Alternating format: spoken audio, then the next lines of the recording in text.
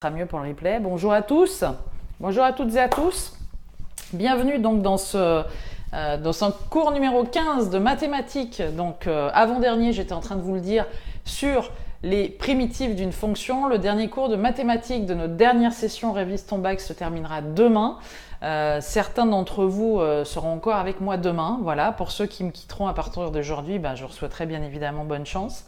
Donc cours sur les primitives avec 10 minutes de retard, j'étais en train de l'expliquer tout à l'heure, grâce à Bill Gates et sa mise à jour Windows qui est venue se caler au milieu au moment de la diffusion, du début de la diffusion, mais ça y est, bon, on y est arrivé. Bien, écoutez, cet après-midi, vous êtes 7 de mémoire inscrits, j'en ai qui m'attendaient, qui piaffaient d'impatience, donc excusez-moi pour le retard. Bonjour donc à Younes, bonjour à Margot, bonjour à Manon. Ouais, coucou. Salma qui nous a rejoint aussi. Ouais, super, impeccable. J'ai Anthony aussi. Tiens, Anthony, salut. Hier, je t'ai attendu. Hein, je t'ai pas vu. Bon, t'as le replay. Hein, n'oublie pas. Et puis, on va attaquer tout de suite. Hein, chapitre sur les primitives. Donc, on va voir ça ensemble. Alors, effectivement, les primitives, c'est quelque chose qui vous pose quelques difficultés. Parce que, un petit peu comme pour le raisonnement par récurrence, on vous force à raisonner à l'envers. Alors autant, depuis la première, on vous a appris des méthodes qui étaient des méthodes de dérivation. On l'a vu au premier cours de maths de cette dernière session Révise ton bac, donc la dérivation des fonctions usuelles et composées. On vous apprend donc, comme je vous l'ai expliqué, hein, je boucle la boucle en fait avec le premier cours. C'est pour ça souvent que dans l'enseignement, dans vos bahuts, ils le font dans ce sens, mais moi aussi, je le fais aussi.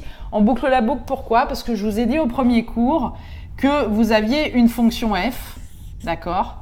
Ok. Cette fonction f, donc si on prend un arbre généalogique, hein, donc elle est dans un arbre comme ceci, voilà, tac, voilà. Et comme tout arbre généalogique, vous vous en souvenez, vous avez des étiquettes, voilà. Les étiquettes au-dessus de cette fonction, des étiquettes en dessous, et vous avez donc dans cette histoire de famille que sont les fonctions et que vous étudiez tout au long de votre secondaire, vous avez donc bien évidemment une fonction mère f qui va donner naissance à une fonction fille, je vous l'avais expliqué au premier cours, qui est la fonction dérivée. Et aujourd'hui, on va voir en fait quelle est la fonction mère de cette fonction f, c'est-à-dire la fonction grand-mère de la dérivée. Et cette fonction mère de la fonction f, c'est la fonction primitive. La fonction primitive, quand on va la dériver, elle va nous donner la fonction f. La fonction f, quand on va elle-même la dériver, elle va nous donner sa fonction dérivée f'. On connaissait cette écriture. Ce qu'on va revoir ensemble aujourd'hui, puisque vous l'avez fait en cours de maths hein, avec vos enseignants, ce qu'on va revoir aujourd'hui, c'est comment, à partir de cette fonction f, trouver celle qui est à l'origine de la fonction maman ici, hein, de la fonction f, celle qui est à l'origine et qui, quand on la dérive, va me donner cette fonction à partir de laquelle vous avez toujours travaillé depuis la première pour ensuite dériver sur une fonction f'. Voilà le but d'une primitive. C'est ce qu'on appelle en fait trouver la primitive d'une fonction, c'est ce qu'on appelle intégrer, réaliser une intégration. Vous l'avez vu en physique-chimie, pour ceux donc qui l'ont au programme de physique-chimie, notamment avec les lois de Newton. Vous avez vu qu'avec les lois de la dynamique newtonienne, on est obligé d'intégrer des équations, donc notamment des équations horaires, et on va à chaque fois remonter d'un cran pour trouver quelle est celle qui, en se dérivant, va me donner celle que j'avais au départ. À chaque fois, on va intégrer progressivement ces fonctions de manière à trouver plusieurs générations d'ancêtres par rapport à celles que l'on a au départ. Aujourd'hui, on se concentrera juste, puisqu'on n'est pas dans les équations horaires de Newton, d'une fonction f et essayer de trouver ce qu'on appelle sa primitive, c'est-à-dire celle qui, en dérivant, va me donner la fonction f. Alors, pour revenir sur une définition plus générale, tiens, j'en ai qui arrivent en route, donc coucou. Il m'en manque quand même 2 à l'appel, donc ça m'inquiète. À moins que vous soyez dans des sessions de révision du bac. En tout cas, si vous êtes en train de bachoter dans votre bahut, c'est une bonne chose également. Donc, vous aurez le replay. Pour les 2 qui me manquent, voilà. Pour les autres, bonjour, tout le monde est arrivé apparemment, hein, si je suis bien mon pointage, ça va. Alors, qu'est-ce qu'on va dire sur ces fonctions primitives? En fait, on va partir du fait, je me répète un peu, qu'on a une fonction f. D'accord? Alors j'espère que vous avez téléchargé votre cours dans le module Maths CM15, d'accord? En dessous de la vidéo d'attente que vous avez un lien de téléchargement pour télécharger le cours CM15 sur les primitives. Et on vous dit soit une fonction f qui va être définie, d'accord, sur un intervalle i quelconque, donc son intervalle de définition, en fait, son domaine de définition. Et cette fonction f qui est définie sur un intervalle de définition, on va dire donc que cette fonction f, en fait, il existe, par rapport à cette fonction f, une primitive, enfin des primitives, en fait, on va dire, des primitives, pas une, mais des primitives grand F de cette fonction f, elle-même définie sur i, sur ce même intervalle, est telle que, en fait, la dérivée de grand F va me donner cette fonction petit f. La définition, c'est ça, c'est de dire que j'ai cette fonction définie sur un intervalle i, je sais que par rapport à cette fonction, il existe des fonctions grand F qui sont définies sur le même intervalle et telles que ces fonctions grand F, quand je les dérive, je vais retrouver ma fonction f. C'est la définition pure et simple d'une primitive. Vous allez me dire, ça ne vous aide pas à en calculer, mais c'était pour vous replacer le contexte. Qu'est-ce que c'est qu'une primitive ? Première, vous avez vu f dérivé en f' avec des fonctions usuelles. Terminale, vous êtes parti de f, vous avez dérivé en f' avec des fonctions composées, d'accord, des fonctions qui s'imbriquent les unes dans les autres. Terminale, vous voyez comment intégrer une fonction pour retrouver ces primitives, on verra qu'il y en a plusieurs. Et ces primitives, on sait que par définition, sur le même intervalle que f, quand on les dérive, on va retrouver f. Alors, fonctionner dans ce sens-là, maintenant, depuis la première, vous en avez effectivement l'habitude. Aller de là à là, maintenant, je pense que ça commence à être bien acquis à la fin de votre terminale et à quelques jours de votre épreuve du bac, qui aura lieu exactement dans une semaine, le 22 juin. Donc, aller dans ce sens-là, ça va bien. Par contre, cette année, on vous a appris à aller dans le sens inverse. C'est un petit peu comme le raisonnement par récurrence où on vous apprend à raisonner par l'absurde. Et ça, c'est un mécanisme qui est plus compliqué, d'accord ? Appliquer une méthode pour descendre d'un cran, ça va. Par contre, trouver la méthode primitive pour aller dans l'autre sens, trouver la primitive, c'est parfois pas évident. Donc, on va revoir aujourd'hui les techniques essentielles. C'est-à-dire, qu'est-ce qu'il faut que vous posiez sur votre feuille? Quelles sont les bonnes questions à vous poser pour pouvoir aborder un problème de primitive comme il se doit. Ok? Allez, c'est parti. Alors, je vais tourner ma petite feuille. Ce soir, je retrouverai mon tableau magnétique parce que le soir, il n'y a pas de travaux qui font du bruit. Et puis, demain, ce qu'il y a de bien aussi le samedi, c'est qu'il n'y a pas de travaux. Donc le samedi, en général, les marteaux-piqueurs ne marchent pas. Donc je serai aussi sur mon tableau magnétique. Ça sera quand même un peu plus large que là-dessus. Alors, par exemple, un exemple qu'on peut vous donner donc, pour les primitives, c'est de dire, j'ai la fonction, je vais prendre un exemple, donc soit la fonction f de x, qui est égale à, je vais prendre celle-ci, celle qu'il y a dans votre cours, 10x plus 3, d'accord ? Qui est défini, son domaine de définition, c'est l'ensemble des réels, il n'y a pas de problème ici, c'est une équation du premier degré, c'est une fonction du premier degré, avec un x à la puissance 1. Elle est définie sur R. Je vais donc chercher, sur cet intervalle R, des fonctions qui, quand elles vont se dériver, vont me permettre de retomber sur cette fonction f. D'accord ? Ici, intuitivement, même sans avoir vu les techniques plus avancées qu'on va voir tout à l'heure, donc au niveau du calcul de la recherche de primitives, on sait que quelque chose qui se dérive en x veut dire qu'avant, au départ, la fonction ancêtre de cette fonction f, donc la fonction parent de cette fonction f, si au bout de la dérivation j'ai un terme en x1, ça veut dire qu'au-dessus j'avais certainement un terme, enfin c'est pas certainement, c'est sûr, j'avais un terme de degré supérieur, c'est-à-dire de degré x2, d'accord? Donc on sait déjà qu'on part sur des primitives qui seront de type x2, parce que quand je vais dériver x2, je vais enlever 1 à ma puissance 2, je vais me retrouver bien avec un terme en x. Et puis, Qu'est-ce qui, une fois dérivé, va me donner 3? C'est ça la question qu'il faut se poser. Quelle est la fonction qui, quand je la dérive, va me donner 3? Ben, on se doute que si j'avais par exemple 3x, ici, quand je vais dériver 3x, le x va se faire à la puissance 1 moins 1, c'est-à-dire 0, donc ça vaudra 1. X à la puissance 0 vaudra 1, il ne me restera que 3. Donc on a forcément des primitives qui vont être de ce type-là. D'accord? On sait aussi que pendant la dérivation, je vous l'ai dit au cours de maths numéro 1, les coefficients qui multiplient les variables x se conservent au cours de la dérivation.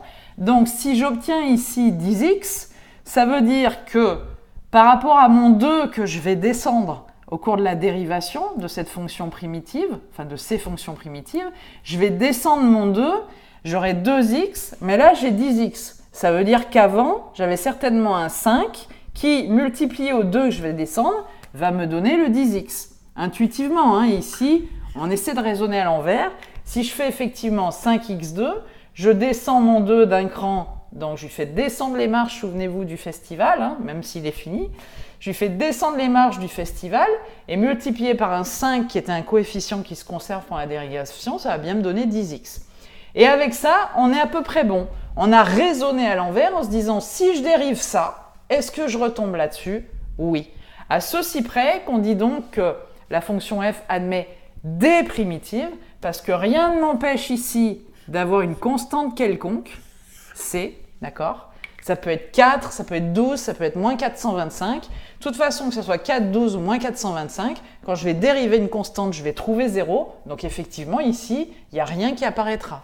Donc on dit qu'une fonction f définie sur un intervalle ici, qui est l'ensemble des réels, admet des primitives et pas une seule. Pourquoi? Parce que toutes les fonctions qui auront cette ossature avec n'importe quelle constante derrière vont se dériver et me donner la fonction petit f de x lors de la dérivation. C'est pour ça qu'on dit qu'une fonction f admet des primitives et pas une seule. Elle peut en admettre une infinité puisque c peut prendre une infinité de valeurs étant donné que c'est un nombre réel. Ici, hein, f de x est bien défini sur l'ensemble des nombres réels. Est-ce que ça va? Pour l'instant, cette petite intro, hein, c'est simplement une petite intro, c'est intuitif. Répondez-moi. Salma me dit oui, impec. Oui, d'accord, ça va, super. Manon aussi, ça va. Bon, ben voilà, hein, pour l'instant, on n'invente pas la poudre à canon, hein. On fait du simple. Donc voilà, impeccable. Parfait. Ensuite, donc, on a plusieurs théorèmes. Hein. Votre cours vous dit il y a plusieurs théorèmes. Alors, bien évidemment, on va passer assez vite sur ces théorèmes parce que ça paraît assez trivial. Hein. Le premier théorème vous dit quoi? Il vous dit que toute fonction continue sur un intervalle i, je lis en même temps le cours que vous avez, hein, admet des primitives sur cet intervalle i, d'accord? Donc, toute fonction continue, vous l'avez sur le cours, hein, toute fonction f continue sur i, sur l'intervalle i, admet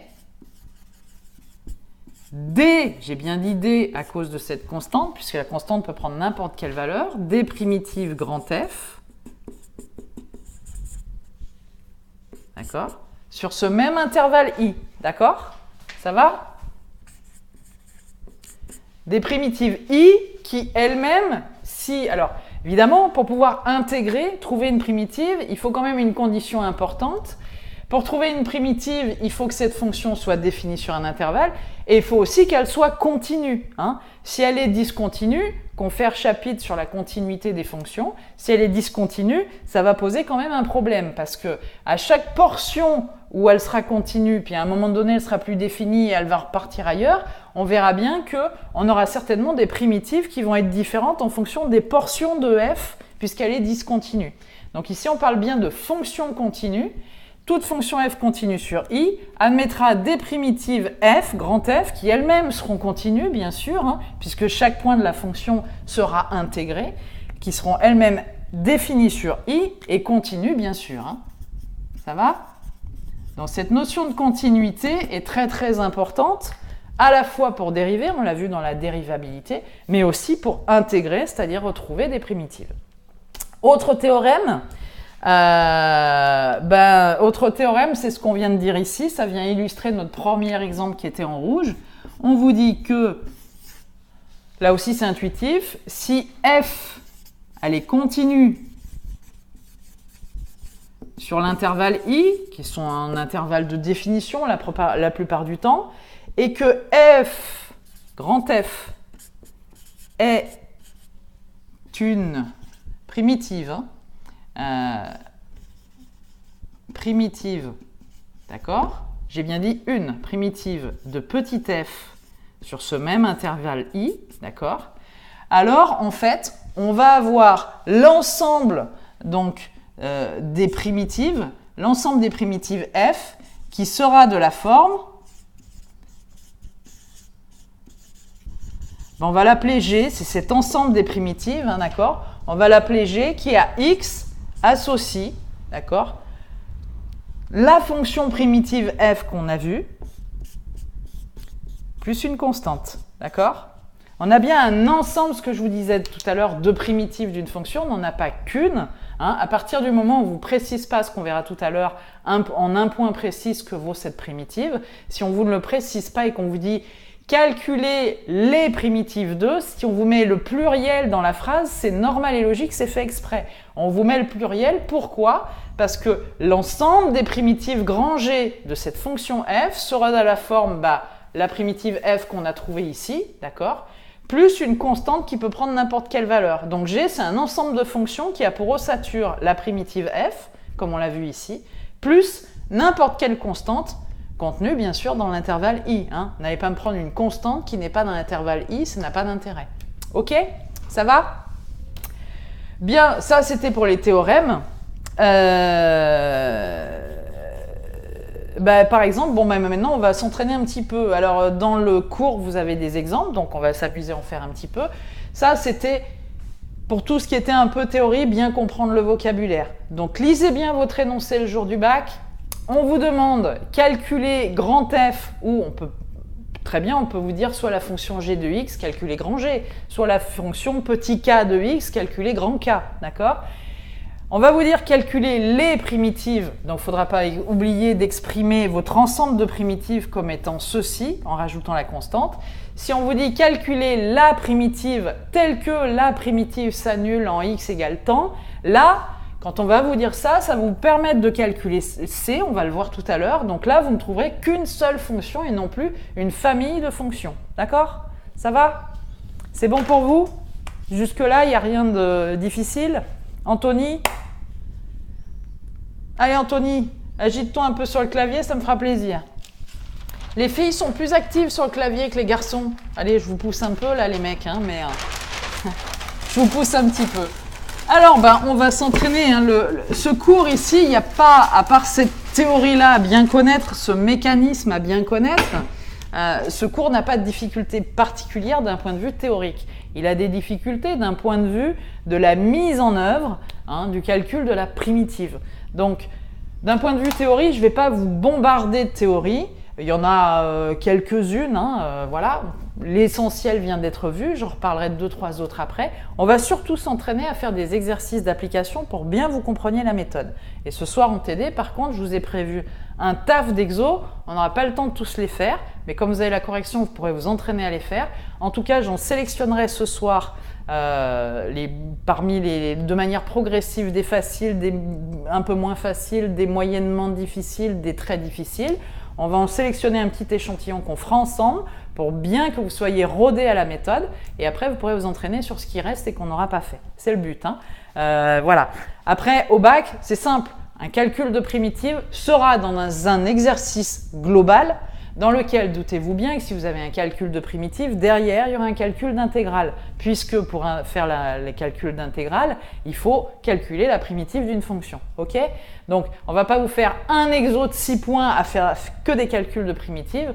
Par contre, vous entraîner en faire vous permet de perdre peu de temps sur la question numéro 3 de l'exo de type exo grand 3 qui vaut 1 point, calculer les primitives, mais qui vous permet derrière de faire les autres questions sur les intégrales. Hein? Ok? Donc, moins vous perdez de temps dans le calcul des dérivés, moins vous perdez de temps dans le calcul des primitives, d'accord, dans la détermination des primitives, plus vite vous allez aux autres questions, parce que bien souvent, dérivées ou primitives, en découle une autre question derrière. Donc, autant pas vous gourer sur ces deux trucs. Hein. C'est parti. Alors ici, on a un exemple. Par exemple, décidément, aujourd'hui, je fais que des répétitions. C'est normal, j'arrive à la fin, il y a un peu la fatigue. Alors, dans le cours, vous aviez soit la fonction f de x définie sur R. Hein. Le domaine de définition de f, c'est R. Normal, parce qu'on avait un polynôme du 4e degré à la puissance 4.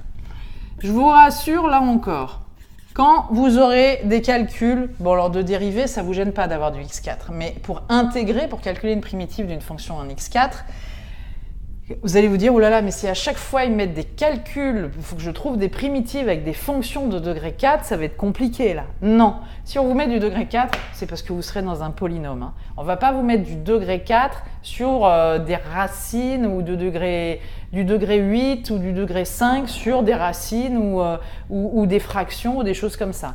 Si on vous met des gros degrés sur les x, c'est souvent que vous êtes dans une forme polynomiale. Donc forme polynomiale, c'est ce qu'il y a de plus facile à intégrer. Plus 5x2. Tout ce que je vous dis, c'est pas pour meubler le silence, hein. C'est simplement par expérience des sujets du bac et par rapport au fait qu'on ne vous demande pas de devenir des mathématiciens, de savoir faire des équations différentielles, des intégrations multiples ou des choses comme ça, c'est-à-dire une intégrale d'une intégrale. Non, d'accord? Ce qu'on veut savoir, c'est si vous savez maîtriser l'intégration, la dérivation et sur des choses qui sont abordables. Donc ici, on vous mettra du x4 que sur des polynômes. Mais on ne vous mettra pas du ln de x4 plus x3 plus machin. Non, ça va être compliqué. D'accord? Bien. De la même manière, vous demandez d'intégrer une fonction ln de quelque chose. Je l'ai rarement vu dans un exercice du bac. Hein, d'accord? Parce que intégrer une fonction ln, ça devient compliqué. Par contre, intégrer une fonction 1 sur x, c'est pas compliqué puisqu'on sait que la fonction maman d'1 sur x, c'est la fonction log népérien. Allez, c'est parti. Donc ici, f de x, en fait, c'est un polynôme du 4e degré. C'est une somme de monômes et chacun des monômes, on peut les intégrer, d'accord?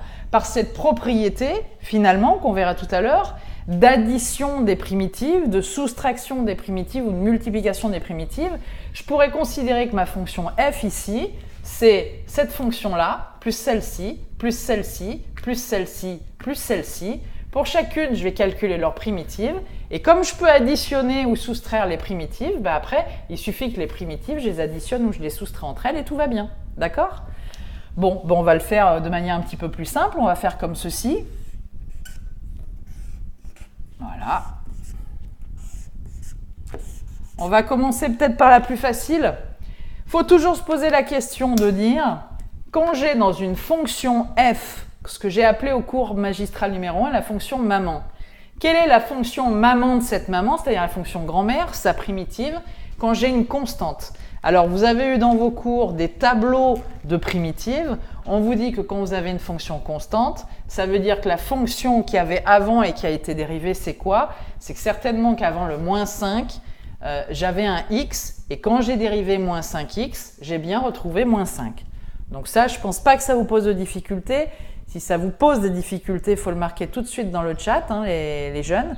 Mais de comprendre que moins 5x et la primitive est une des primitives de moins 5, je pense qu'il n'y a pas de souci pour vous.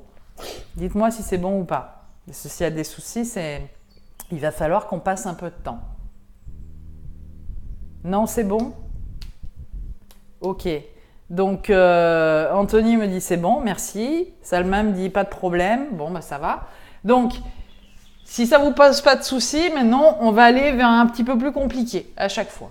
Donc, quand vous avez une fonction constante, tableau des primitives, on vous dit que... Alors, ce tableau des primitives, vous avez dû l'avoir, il y est dans votre polycope de cours de manière un peu incomplète. On va le compléter tout à l'heure. Mais vous avez eu donc les primitives des fonctions usuelles dans votre tableau de cours. Sinon, en cours, on a dû vous en donner un. Hein. Et vous voyez bien, on vous dit que quand vous avez une fonction constante, k, d'accord, réelle, donc ici, c'est bien une fonction constante k réelle, le k vaut moins 5 ici. Sa primitive, c'est kx plus une petite constante qu'on ne connaît pas. Donc, sa famille de primitives, c'est k fois x, donc c'est moins 5 fois x. Ensuite, on vous dit quoi?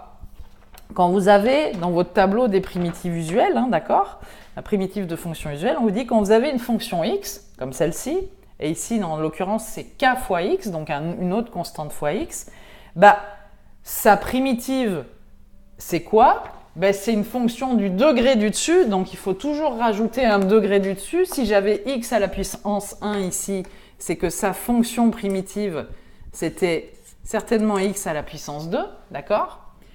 Comme le coefficient se conserve lors de la dérivation, j'avais certainement, enfin c'est sûr, j'avais 3x2 avant, puisque mon coefficient s'est conservé, d'accord? Mais on s'aperçoit que si je dérive 3x au carré, je vais avoir donc bien 3x, ça c'est bon, j'ai abaissé x au niveau 1, j'aurais conservé mon coefficient, mais j'ai le 2 qui va descendre sa marge de Cannes et qui va venir se multiplier à 3. Ça va me faire 6x au lieu de 3x. Or, je ne veux que 3x, donc ça veut dire ce 2, quand il va descendre, il faut que je l'élimine en divisant par 2. Si je fais 3 demi de x2, mon 2, quand il va descendre la marge, va se retrouver divisé par 2, ça va se simplifier, il me restera bien que 3x. C'est pour ça qu'on vous dit que la fonction, enfin, les fonctions primitives de la fonction x, c'est 1 demi de x au carré, le 1 demi étant là pour éliminer le 2 qui va descendre lors de la dérivation. Donc n'oubliez jamais, ici vous aurez toujours une primitive en x2 et vous aurez toujours 1 demi de x2, et si devant vous aviez un coefficient, ce coefficient, il ne faudra pas oublier de le multiplier à la fraction 1 demi, d'accord? Donc 3 demi de x2, on est content. x3, x2 ici, pareil. C'est la fonction fille, enfin c'est la fonction maman, on cherche la fonction grand-mère, celle qui lui a donné naissance par dérivation. Si je me retrouve après dérivation sur un monôme ici au degré 2, ça veut dire que la fonction qui était avant et qu'on a dérivée était du degré du dessus, d'accord? Si elle était du degré du dessus, ça veut dire que j'étais avec quelque chose en x3. J'avais un coefficient devant, il se conserve, toujours pareil, il faut bien le mettre ce coefficient. Et qu'est-ce qui va se passer si je gardais que ça et que je le dérive? Est-ce que je retomberais sur 5x2? Non, parce que j'ai mon 3 qui va descendre la marche pour laisser place à un 2, ça il n'y a pas de problème. Mais le 3 va être devant et j'obtiendrai 15x2 au lieu de 5x2. Donc toujours pareil, il ne faut pas oublier de diviser par quoi? Il ne faut pas oublier de diviser par l'exposant que je vais descendre. Donc ici, c'est 5 tiers de x3. Si je dérive 5 tiers de x3, j'ai bien 3 qui descend sa marche. Il va venir multiplier le 5, mais comme j'avais prévu un divisé par 3, il va s'éliminer. Et il me restera bien 5x à la puissance 3 moins 1, c'est-à-dire 5x, à la puissance 2. Donc on va voir la formule des x puissance n. Hein. La formule des x puissance n donc, en primitive, c'est 1 sur n plus 1 que multiplie x à la puissance n plus 1 en général. Hein. Donc on va le revoir tout à l'heure un peu dans le détail. Je continue, ici maintenant j'avais une fonction de degré 3, enfin un monôme de degré 3. Si en dérivant je me trouve au degré 3, ça veut dire que la fonction grand-mère de cette fonction maman, hein, que j'appelle toujours maman depuis le cours magistral numéro 1, ça veut dire que la fonction grand-mère était du degré du dessus, hein, donc j'applique ma formule de x puissance n que vous avez dans votre tableau de primitives qu'on verra plus tard, à savoir que j'avais 3, donc ça veut dire qu'avant, j'étais à 4, que j'ai descendu 4 d'un cran, 4 moins 1 égale 3, ok? Et donc mon 4, qu'est-ce qu'il a fait? Ben, il a descendu la marche aussi lors de la dérivation. J'avais un coefficient moins 2, donc ça, il n'y a pas de souci. Il se conserve dans la dérivation, moins 2 me donnera bien moins 2. La seule chose qui me gêne ici, comme d'habitude, c'est que quand je vais descendre mon exposant 4 d'une marche, il va venir se multiplier à moins 2. Donc, comme je veux garder que moins 2, il ne faut pas oublier de diviser par 4, d'accord? De manière à avoir donc 4 qui descend divisé par 4, ça s'élimine, moins 2 à la puissance 4 moins 1, 3, moins 2x3. Enfin, x4, ben, x4, si cette fonction f est en x4 après une dérivation, ça veut dire que la fonction grand-mère dans l'arbre généalogique était 1 degré au-dessus, donc elle était forcément à x5. Quand je vais dériver, maintenant je vérifie, quand je vais dériver ce x puissance 5, je vais faire descendre la marche au 5, il va passer devant le x, ça va faire 5x à la puissance 5 moins 1, c'est-à-dire 5x4. 5x4, c'est pas ça que je veux, c'est x4, donc il ne faut pas oublier de diviser ceci par 5 pour que mon 5 disparaisse. Ok? Ben, une fois que j'ai fait ça, est-ce que c'est bon pour vous? Est-ce que j'en ai perdu en route? Dites-moi. Ça va? J'essaie d'aller lentement parce que bon, bah, c'est vrai que c'est un peu... c'est un petit peu plus hard, hein, ce chapitre sur les primitives. Mais quand on l'a passé et qu'on l'a compris et qu'on s'est bien entraîné, après on sait faire les intégrales, c'est vachement plus facile. C'est tout bon pour tout le monde? Ça va, me dit-on, ok, nickel, bon, parfait. Décidément, toujours le nickel, hein. Celui-là, il vous aura hanté toute l'année, le nickel. Allez, ça va, cet atome de nickel. Donc, bah, finalement, je me retrouve à exprimer des primitives de f, de x, qui seront donc, bah, une fois que j'ai toutes mes primitives, il suffit simplement, puisque ici, dans ces monômes, ils s'ajoutent tous, hein, j'ai le monôme x4, ajouter au monôme moins 2x3, ajouter au monôme 5x2, ajouter au monôme 3x, ajouter au monôme moins 5, hein, de degré 0. Ben donc, je vais ajouter les primitives. Hein, c'est la propriété que vous avez dans le cours, c'est que les primitives, notamment dans un polynôme, elles peuvent s'ajouter, se soustraire, se multiplier. Il n'y a pas de problème. On y va. Donc, des primitives, je dis bien des primitives de cette fonction f seront x5 sur 5, moins 2x sur 4, puisque j'ai considéré que le coefficient k ici, c'était moins 2. Hein. Donc, moins 2x sur 4, ça simplifie, ça fait moins x sur 2 à la puissance 4, pardon, d'accord? C'est moins 1 demi de x4, donc moins x4 sur 2, plus 5x3 sur 3, donc 5 tiers de x3 si vous préférez, plus 3 demi de x2, moins 5x. Et comme ce sont des primitives, bien sûr, de ma fonction f de x, plus une constante, quelle qu'elle soit, parce qu'à chaque fois ici, j'avais des constantes, hein. Ok, j'aurais pu avoir x1 sur 5 plus 12, hein, par exemple. Bon, ben, constante, constante, constante, constante, constante. Si je les additionne toutes entre elles, je vais obtenir une grosse constante grand C. Ça, c'est pas bien méchant. Il faut savoir qu'il existe quelque chose ici qui peut prendre toutes les valeurs de R. Donc, il existe un paquet de primitives de cette fonction f. Sachant que elle, de toute façon, dans la dérivation, elle s'en ira tout le temps. Donc, je retomberai bien sur mes pattes f de x, petit f de x. C'est bon pour vous sur cet exemple ou pas? Oui? Alors, j'ai une question de Manon qui me dit, d'accord, mais ici on ajoute et on soustrait jamais. On ajoute, on soustrait jamais. Alors, si je comprends bien ta question, Manon, en fait, je pouvais considérer ici, je gardais les signes moins, plus et moins, peu importe. Et donc, comme je faisais abstraction des signes, je cherchais la primitive de 2x3. Donc, j'aurais trouvé 2 sur 4 x puissance 4, c'est-à-dire 1 demi de x puissance 4. C'est pas un problème. Si vous faites abstraction des signes, ils vont pas apparaître ici. Hein. Il n'y a pas de problème, ils n'apparaîtront pas. Par contre, bah, effectivement, on considérera que... Mon tableau tient pas très droit. On considérera que dans ce polynôme, bah, on a 1 qui est soustrait, celui-ci est soustrait à celui-ci, puis celui-là, je l'ajoute aux autres, celui-là, j'ajoute aux autres, et 5, je le soustrais. Donc, à ce moment-là, on n'oubliera pas de remettre les mêmes signes entre nos primitives, hein, il n'y a pas de problème. Il y a deux manières de faire. Ou vous considérez, c'est un peu comme l'addition avec les nombres relatifs que vous voyez au collège. Hein. Soit vous considérez ici que vous avez un truc moins un truc, donc l'opération moins une soustraction. Soit vous considérez que vous prenez tout le package avec le signe moins et qu'ensuite vous additionnez quelque chose qui est négatif. Souvenez-vous du cours sur le relatif. Tu t'en souviens de ça, Manon? On disait que finalement soustraire, c'était quoi? Dans les plus petites classes, on vous disait que c'était ajouter un nombre négatif. Hein. Donc peu importe, vous avez deux manières d'aborder les choses. Vous pouvez dire, ben, f de x, c'est le monôme x4 moins le monôme 2x3 plus le monôme 5x2 plus le monôme 3x moins le monôme 5. C'est pas un problème. À ce moment-là, vos moins n'apparaissent pas dans le calcul des primitives. Par contre, à la fin, vous n'oubliez pas que vous avez un moins, un plus et un moins entre chacun. Hein? Commettez pas cette erreur. Ça répond à ta question? Oui, merci. Eh bien, il n'y a pas de quoi, je suis là pour ça. Hein? Si c'est bon pour tout le monde, on passe à la suite. On passe à la suite.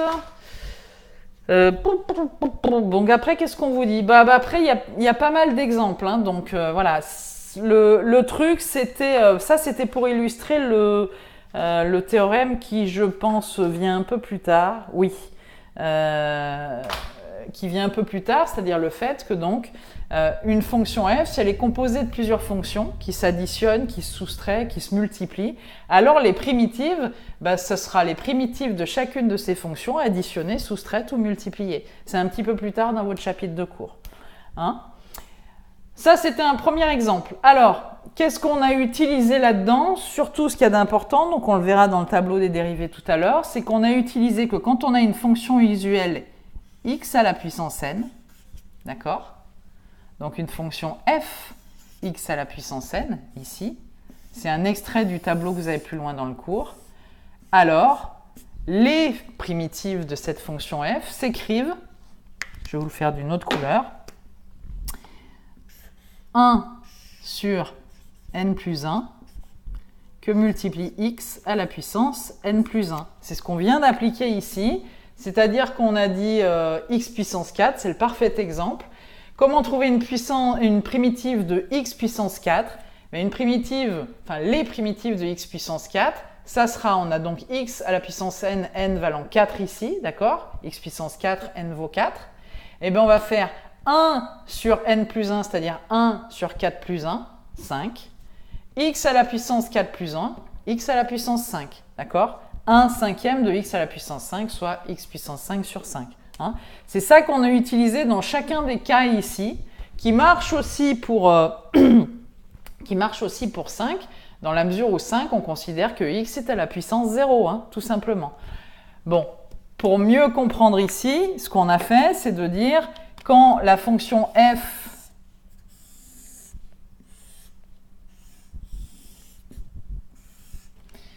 est donc de type A, d'accord?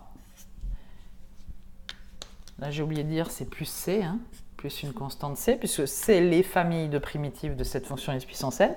Donc, quand on a une fonction qui est une fonction constante, comme là, les fonctions primitives de cette fonction constante sont ax plus une constante qu'on ne connaît pas. Bien sûr, quand je vais dériver ax plus c, c s'annule dans la dérivation, x s'en va, puisqu'on descend d'un cran, ça sera x puissance 0, c'est-à-dire 1, il ne me restera que a.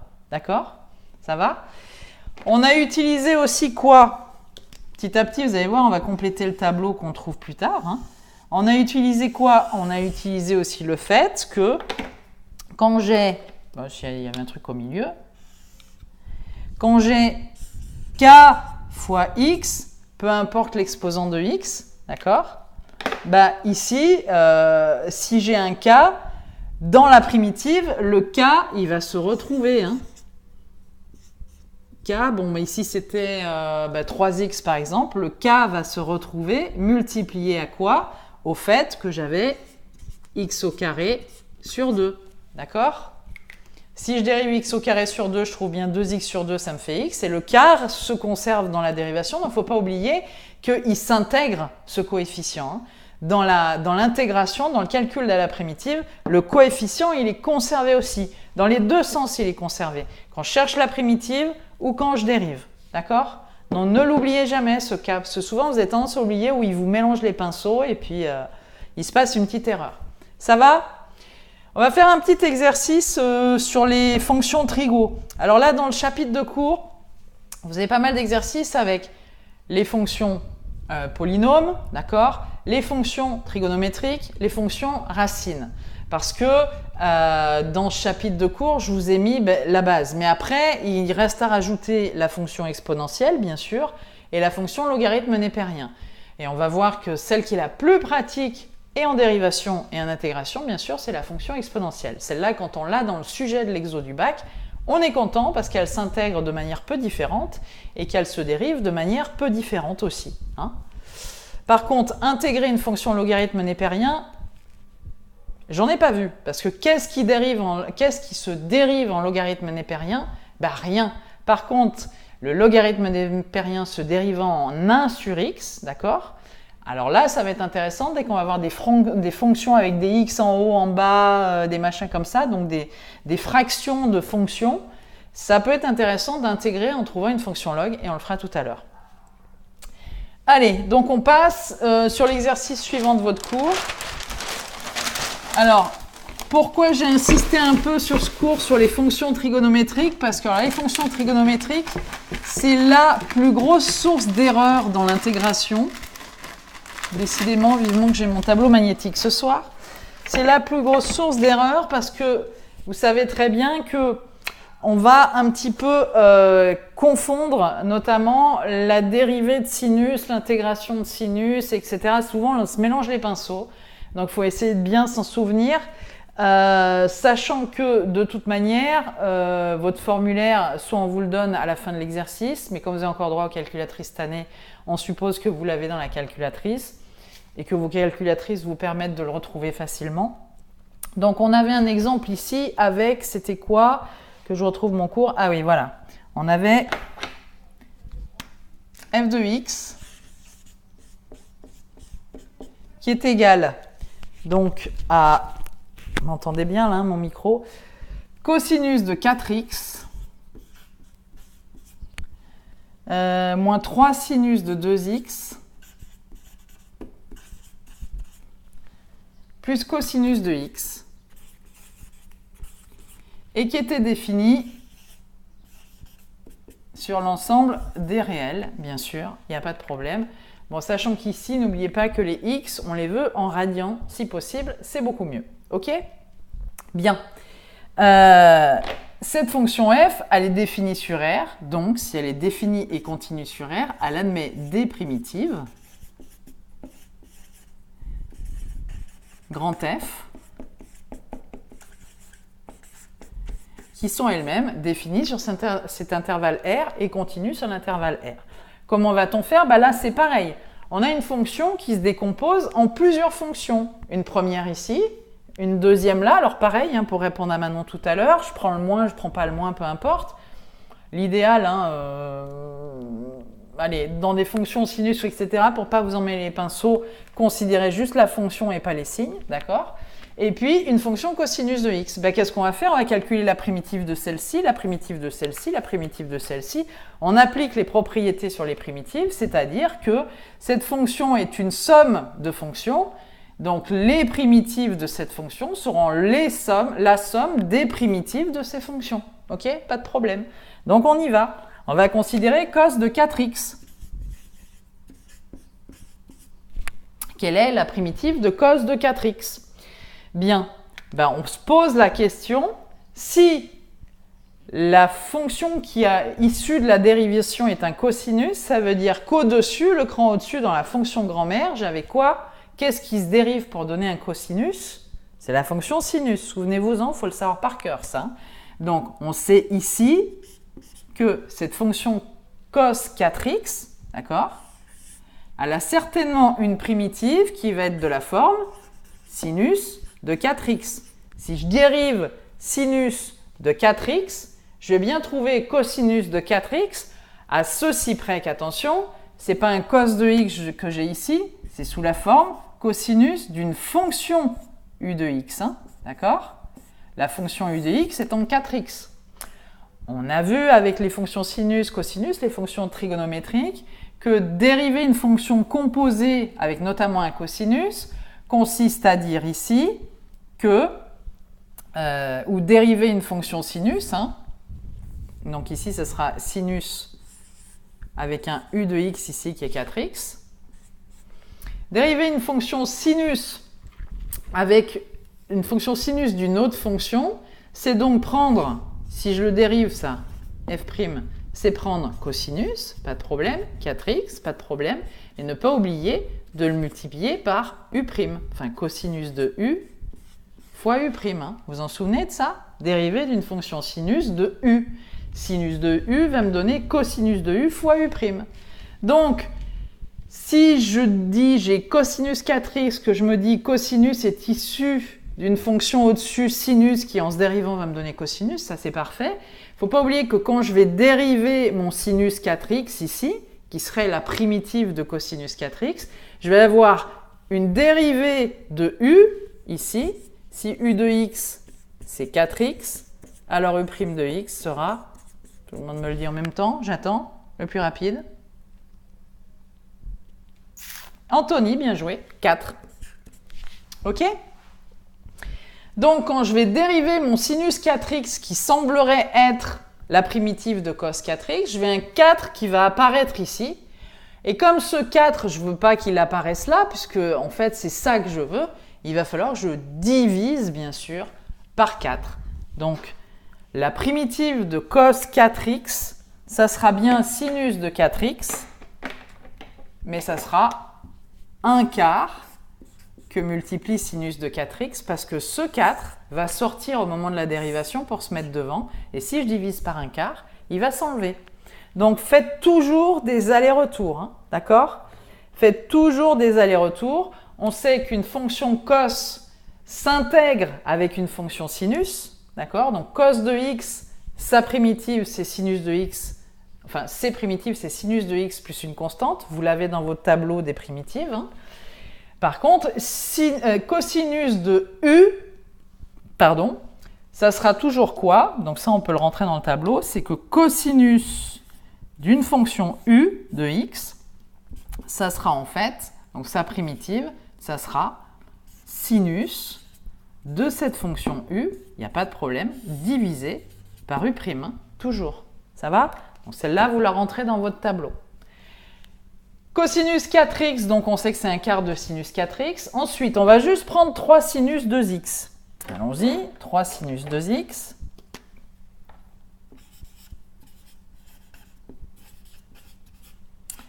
Qu'est-ce qui, une fois qu'il va être dérivé, c'est ça la question qu'on se pose, qu'est-ce qui, quand je vais le dériver, va me donner une fonction sinus?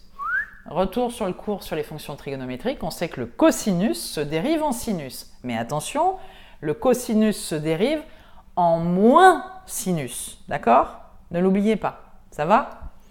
Donc, autant le sinus se dérive en cosinus, autant le cosinus se dérive en moins sinus. Donc, 3 sinus 2x, déjà, n'oubliez pas qu'il y a un coefficient qui se conserve en intégration. Donc, j'aurai un 3 devant, ça, il n'y a pas de problème. Un cosinus, ici, qui va se dériver en sinus, ça, il n'y a pas de problème. Mais il va se dériver en moins sinus, donc ici, il faudra que je mette moins cosinus, d'accord? De manière à moins cosinus, de manière à trouver moins cosinus dérivé, ça me fera moins sinus avec moins, ça me fera plus sinus. Tout le monde comprend cette histoire de moins? J'explique peut-être un peu mal, je reprends bien comme il faut. Le cosinus se dérive en moins sinus, mais comme je veux un plus sinus ici, enfin, ici, je considère juste ça. Hein. Pour répondre à Manon, je fais abstraction des signes, hein, d'accord? Je considère juste cette fonction. Si je veux 3 sinus de 2x ici, il faut que je mette un moins devant mon cosinus, de manière à ce que quand il se dérive, le moins sinus avec le moins ici devienne un plus sinus. Ok? Et qu'est-ce qu'on a oublié? C'est que quand je vais dériver cosinus 2x, je vais dériver cette fonction u de x. Ici, u de x, c'est 2x. Ici, j'ai cos de u, hein. Donc u' de x, ça sera 2. Et comme on l'a vu tout à l'heure, les primitives d'une fonction sinus de u, ça sera moins cosinus de u sur u'. Donc ici, il ne faut pas oublier, bien sûr, moins cosinus de u, ça c'est bon, le 3 qui était présent, sur u', c'est-à-dire sur 2, ici. Donc là, il faudrait que je multiplie par 1/2. Ok? Ça marche? Impeccable. Enfin, cos de x. Cos de x, on sait que c'est la dérivée de quoi? Quelle est la fonction qui, quand elle se dérive, donne cosinus de x? On le sait, hein, celle-là, par contre, c'est tout cru. C'est sinus de x. Sinus de x se dérive en cosinus de x. Donc, une de ces primitives, c'est sinus de x plus une constante quelconque, d'accord? Donc à la fin, on mettra un grand C pour regrouper toutes les constantes de chacun, là. Mais on sait que sinus va se dériver en cosinus de x. Donc là, j'ai trouvé ma première primitive. Là, j'ai trouvé ma deuxième primitive. Là, j'ai trouvé ma troisième primitive. Maintenant, il suffit que j'oublie pas de mettre les signes qu'il y avait entre chacune, d'accord? Donc bien caler tous mes signes. Pour retrouver les primitives globales de cette fonction f, à savoir donc qu'on a grand F de x, donc les primitives de la fonction f. Cos 4x, on a dit que sa primitive, c'était 1/4 de sinus 4x. Comme j'ai plus cos 4x, je ne change pas ça. 1/4 de sinus 4x. J'avais un moins, donc je mets mon moins pour répondre à Manon. Attention, selon ce que vous choisissez comme méthode, considérez que vous preniez que les fonctions toutes seules en faisant abstraction des signes. N'oubliez pas qu'il faut remettre ces signes-là après. D'accord ? Donc c'est ce qu'on a fait ici pour répondre à Manon de tout à l'heure. Si vous vous sentez plus à l'aise comme ça, vous le faites comme ça. Sinon, vous cherchez la primitive de ça. OK ? Et à ce moment-là, le signe moins, vous l'aurez intégré dans la primitive, donc il n'y aura plus qu'à les ajouter les unes aux autres. Chacun fait comme il veut. 1/4 de sinus 4x moins la primitive de ça, enfin les primitives de ça. Les primitives de ça, on a vu que c'était ça, donc c'est moins cette patatoïde rouge, donc moins 3 cos de x, de 2x, pardon. Donc moins 3 fois 1,5, ça fera moins 3,5 de cosinus 2x. OK ? Plus la primitive de cos de x, c'était un plus que j'avais, donc plus sin de x. Et comme on est dans la famille des primitives de petit f de x, plus une grande constante. Moins par moins, ça fera plus. OK ? Donc on trouvera in fine, ouais ça va, il y a encore de la place, in fine. La famille des primitives de petit f de x, ça sera sinus de 4x sur 4, moins par moins, plus 3,5 de cosinus de 2x, plus sinus de x, plus une grande constante c, enfin des constantes c. Donc ça, c'est l'ensemble des primitives de f de x. Ensemble des primitives qui sont bien définies sur l'ensemble des réels, d'accord, qui sont continues également, c'est des fonctions sin et cos, elles sont continues sur le domaine de définition, donc il n'y a pas de souci. Ça va? Est-ce que ça vous paraissait difficile? Est-ce que ça vous paraissait difficile? Je m'enlève un peu parce que finalement je fais de l'ombre là avec mon gros ventre. J'aurais pas trouvé toute seule, me dit Salma. Alors, tu n'aurais pas trouvé toute seule. Si, tu aurais trouvé toute seule. Simplement, il faut procéder. Alors, je sais que le jour de l'examen, avoir des primitives sur des fonctions cosinus, là aussi, c'est pas tombé depuis longtemps. Ça ne veut pas dire que ça va tomber, ça tombera pas cette année. Mais le jour de l'examen, il faut simplement essayer, voilà, ne vous stressez pas. D'abord, personne ne vous demande de commencer par l'exercice où il y a le calcul de la primitive qui vous pose un gros problème et pour lequel vous stressez. Parce que si vous commencez par là, vous allez planter tout le reste. Donc, personne ne vous oblige à commencer par le 1, 2, 3, etc. Donc, vous commencez par ce que vous maîtrisez le mieux. Vous viendrez à la fin sur ce que vous maîtrisez le moins. Si ce sont les primitives que vous maîtrisez le moins, il ne faut pas vous affoler. Parce que du calcul de la primitive, après ce qui va en découler derrière, ça sera des questions relativement simples. Ça va être un calcul d'intégrale, donc ça va être faire des calculs de la primitive, de différence de valeurs de primitive, de deux valeurs de primitive. Donc, prenez votre temps, décomposez, comme on a fait là. Tu me dis, j'y serais pas arrivée toute seule, je veux bien, mais tu as bien compris quand même, c'est une somme de fonctions. Ça oui, réponds-moi oui ou non. O ou N? O, d'accord, oui. Tu m'as carrément répondu oui, merci.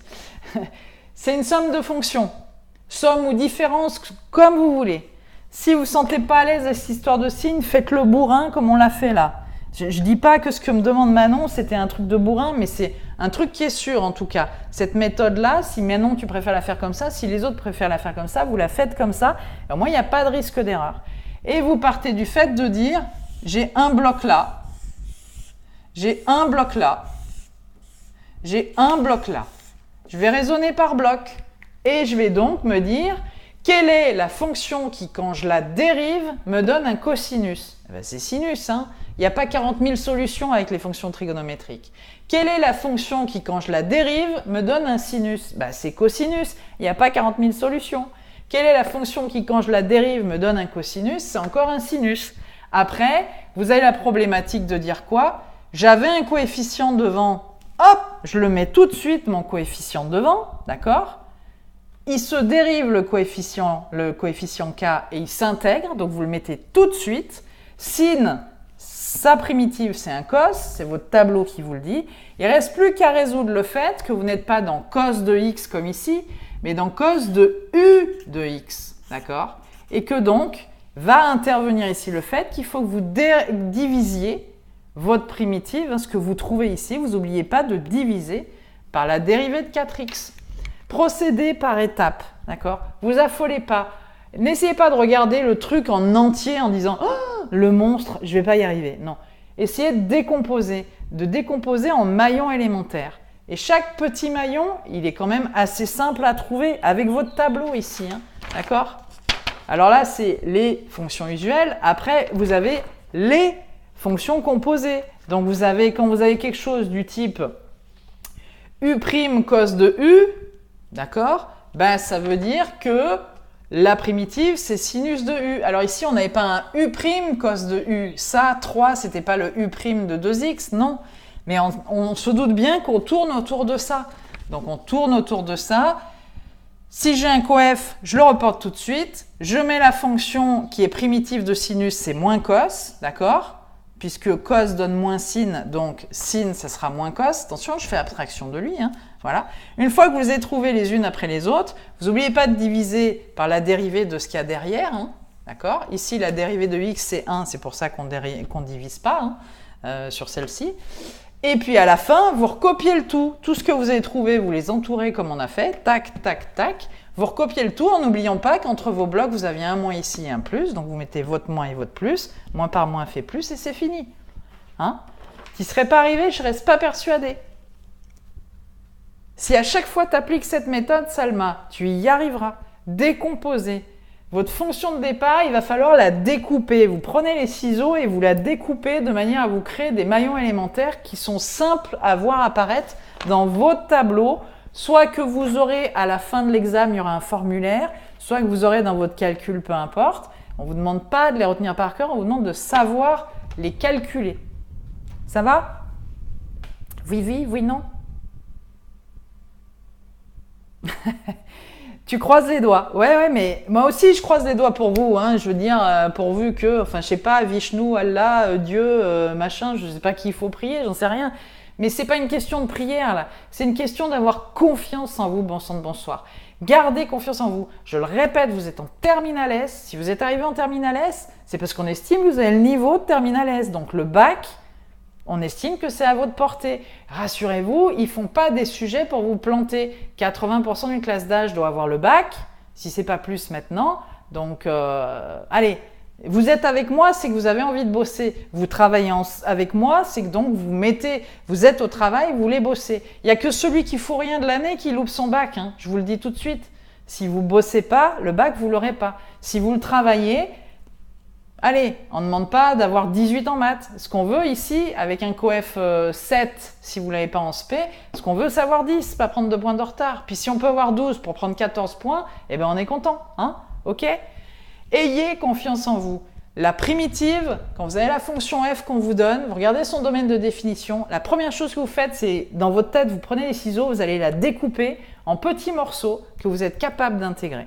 Ok? Et après, vous appliquez la règle que l'addition, la soustraction, la multiplication, ça marche aussi avec des primitives. Hein. Ça va? Il faut vous booster là. Boostez-vous le moral. Vous allez y arriver, les jeunes, vous allez y arriver. Et quand vous y serez arrivés, n'oubliez pas de nous envoyer un petit message pour me dire « j'ai réussi ». Et puis un petit témoignage sur le site, ça nous ferait plaisir aussi. Au passage, merci, sympa. Oh là là là là, j'ai un petit paramétrage à faire parce que je vois que... je vois un petit truc là. Excusez-moi, je fais juste un petit paramétrage parce qu'il me fait une mise au point qui n'est pas sympatoche. Vous inquiétez pas, hein, ça va reviendre. Tac, tac, tac, tac. Voilà. Ah, mise au point automatique. Bah, si depuis le début ça fait un flou comme ça, c'est pas terrible. Hein. Ah voilà, c'est bon. Allez, ça marche. Autant pour moi. J'espère que ça n'a pas trop fait de gzz. Allez, ça va. Ok, on passe à la suite. Oh, on est à l'aise gaze. Donc ça, c'était avec des sinus. Donc la suite, qu'est-ce qu'on avait d'autre sur la suite? Donc les sinus, c'était bon. Ah oui, alors après, on va vous dire, ça c'était les familles de primitives. Et souvent dans un exercice, on va vous dire quoi? On va vous dire donc que on veut trouver la primitive d'une fonction, mais vous allez dire, non mais je ne peux pas trouver la primitive, il n'y a pas une seule primitive à une fonction f, il y en a une infinité, d'accord? Mais il y a des moments où on vous dira trouver la primitive, et quand on vous dira trouver la primitive telle que cette primitive, d'accord, vaut une valeur en un point x0 qu'on va vous donner. On va vous dire n'importe quel réel, 5. Trouvez la primitive de la fonction f telle que cette primitive en x0, donc par exemple, on va dire trouver la primitive de f, donc grand F de x, telle que f de x vaut, je sais pas moi, 0 en 5. En y0 égale 5. En fait, c'est ça qu'on vous dit, d'accord? On vous donne un x, on vous dit, pardon, n'importe quoi, vaut 5 en x0 qui est égal à 0. D'accord? Donc, trouvez la primitive de la fonction f de x, petit f de x, telle que cette primitive, en une valeur x0 ici qui sera 0, elle vaut 5. C'est ça qu'on va vous dire. Ça va fixer quoi? Ça va vous permettre de trouver le c, la constante qu'il y a dans votre famille de primitives que vous aurez trouvée. Le plus simple, c'est de faire un exemple.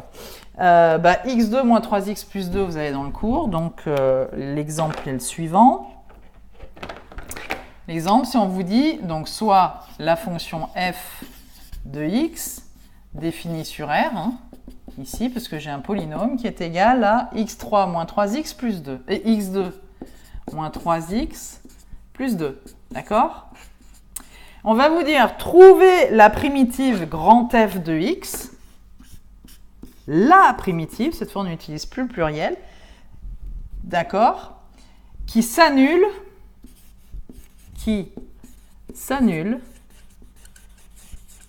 en, on vous dit y0 égale 1. D'accord? Bon, moi j'aurais dit donc en y0 égale 1. Alors les x0, les y0, on s'en fiche. Il faut bien comprendre sa phrase. Qui s'annule en y0 égale 1 ou en x0 égale 1. Moi je préférerais en x0 égale 1. Ça veut dire quoi? Ça veut dire que quand j'ai x qui vaut 1, ma primitive f de 1 s'annule 0. D'accord? Alors parfois on vous l'écrira mathématiquement, parfois on l'écrira avec une phrase.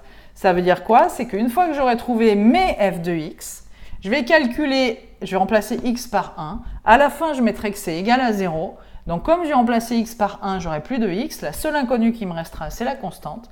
Je pourrai donc déterminer la constante. Et une fois que j'aurai trouvé, je pourrai réécrire complètement la primitive avec la valeur de la constante. Et je dirais que c'est bien la primitive de cette fonction 1, petit f de x, qui s'annule en x0 égale 1.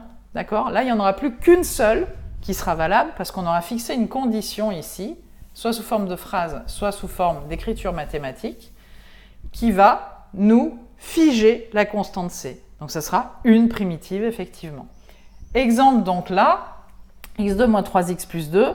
Allez, on va essayer maintenant d'aller un peu vite dans le calcul. On a vu que c'est une fonction x à la puissance n qui s'intègre, donc ce x à la puissance n, sous forme de 1 divisé par n plus 1 fois x à la puissance n plus 1. Donc n vaut 2, 1 sur n plus 1, c'est-à-dire ici 2 plus 1, 3, que multiplie x à la puissance n plus 1, c'est-à-dire 2 plus 1, 3. Donc ici, une famille de primitives, ça serait 1 tiers de x au cube, moins 3x, allez, ça va être moins, le 3 se conserve, x, il était à la puissance 1, donc ici, c'est toujours, je le monte au degré au-dessus, 1 plus 1, 2. Et comme ce 2 en dérivant, il va venir se mettre devant et que je veux que moins 3 et pas moins 3 fois 2, ça sera moins 3 demi de x2. Et enfin, ce 2 ici, il s'intègre, donc sa primitive, ça sera une primitive, 2x, d'accord? Et effectivement, quand je dérive 2x, il me restera 2. Donc, ici, les primitives de ma fonction f sont 1 tiers de x au cube, moins 3x, on a dit que c'était moins 3 demi de x au carré, Plus 2, on a dit que c'était plus 2x. Les familles ont une constante qui se trimballe. Moi, je veux en trouver une de primitive. C'est ça qu'on me demande dans l'énoncé. Je veux en trouver une telle que, une grande f de x, telle que quand je remplace x par 1, alors grand f de 1 vaut 0. Ben, on va le faire, hein, soyons clairs. Je vais remplacer grand f par 1. Donc, je vais avoir 1 tiers de 1 au cube, moins 3 demi de 1 au carré, plus 2 fois 1, plus ma constante. Et on me dit quoi? Ben, que cette image de 1 par la primitive grand F que je cherche, elle vaut 0. Et ben donc ici, j'ai plus que des chiffres et une constante. Je vais pouvoir en déduire ma constante. Allons-y. 1 tiers que multiplier 1 au cube, ça fera 1 tiers fois 1, soit 1 tiers. Moins 3 demi que multiplier 1 au carré, ça fera moins 3 demi fois 1, ça fera moins 3 demi. Plus 2 fois 1, ben ça fera 2. Plus C, ça fera 0. Je vais donc en déduire que C, ben, c'est tout ça passé de l'autre côté. Ça sera moins 3 demi devient plus 3 demi, moins 1 tiers, moins 2. OK? On trouvera donc, ça gratte, voilà.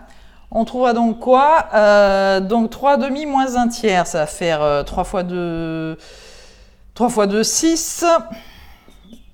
Allez, donc là j'aurai 3 fois 3, 9, 2 fois 1, 2, donc ça fera 9 moins 2 égale 7 sixièmes. 7 sixièmes moins 2.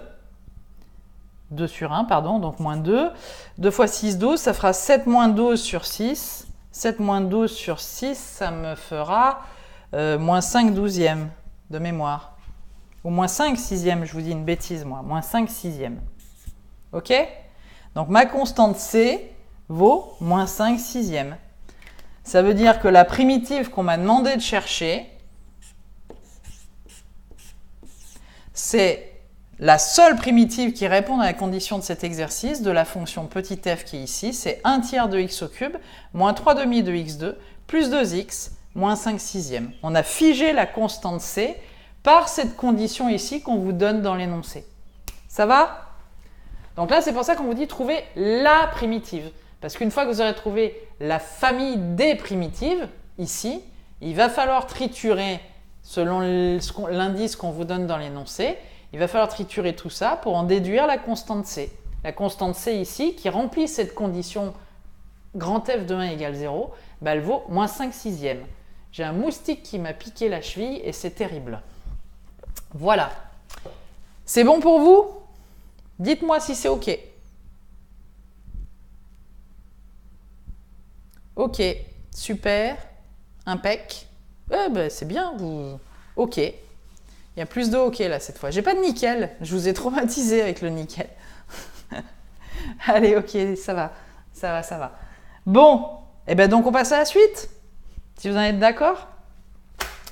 Alors, vous verrez dans le cours, vous avez aussi un exemple avec des sinus. Là aussi, on vous fige la constante, donc vous le ferez aussi. Hein. C'était un sinus 2x. Quelle est la fonction qui se dérive en sinus? C'est la fonction cosinus.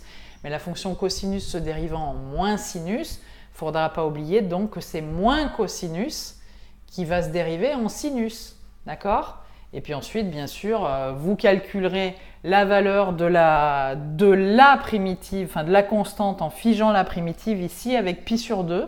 Hein, c'est ce qui vous mettait dans l'exercice. Voilà. Donc on en passe bien sûr derrière dans le cours au tableau des fonctions usuelles. Tableau des fonctions usuelles, donc bah, je vous laisse le regarder bien sûr. Hein, et on va surtout s'en servir dans les exercices d'après. Hop. Oh, je déchire mes feuilles, c'est pas bien ça. Voilà, tableau des fonctions usuelles. Voilà, voilà. Je récupère mon stylo qui est encore tombé. Bon, bah, tableau des fonctions usuelles, vous l'avez vu. Donc, si une fonction f vaut 0, ça veut dire que sa primitive, c'est une constante. Normal, une constante se dérive en 0. Avec, enfin, en une fonction nulle. Si votre fonction à l'origine, petit f, c'était... moi j'ai un tableau un peu différent du vôtre, hein, mais Je rappelle, hein, donc je vais juste le réécrire. Si votre fonction f c'est 0, sa primitive, donc ça c'est les fonctions usuelles. Hein. Sa primitive ici c'est une constante c. Si votre fonction f c'est 1, sa primitive c'est x plus une c primitive c'est x plus une constante. Si votre primitive c'est a, c primitive c'est a plus ax plus une constante. Si votre primitive c'est x, ben c'est 1 demi de x au carré plus une constante. Ensuite on continue, bon bah après on passe à x puissance n. Donc ça sera 1 sur n plus 1 que multiplie x à la puissance n plus 1 plus une constante, d'accord? Ainsi de suite. Après qu'est-ce que vous avez? Ah bah oui, la fameuse, si vous avez une fonction 1 sur x, c'est la définition du chapitre sur le logarithme népérien. Hein, le logarithme népérien de x, enfin il n'y a pas besoin de parenthèse, plus une constante. Le log se dérive en 1 sur x. Ensuite, qu'est-ce qu'il y a d'autre? Vous avez la fonction racine de x. Alors vous avez aussi le 1 sur x2. Souvenez-vous, 1 sur x2, à la limite si je mettais moins 1 sur x2, ça vous rappelle, moins 1 sur x2, que c'est la dérivée de la fonction i. C'est la dérivée de la fonction 1 sur x.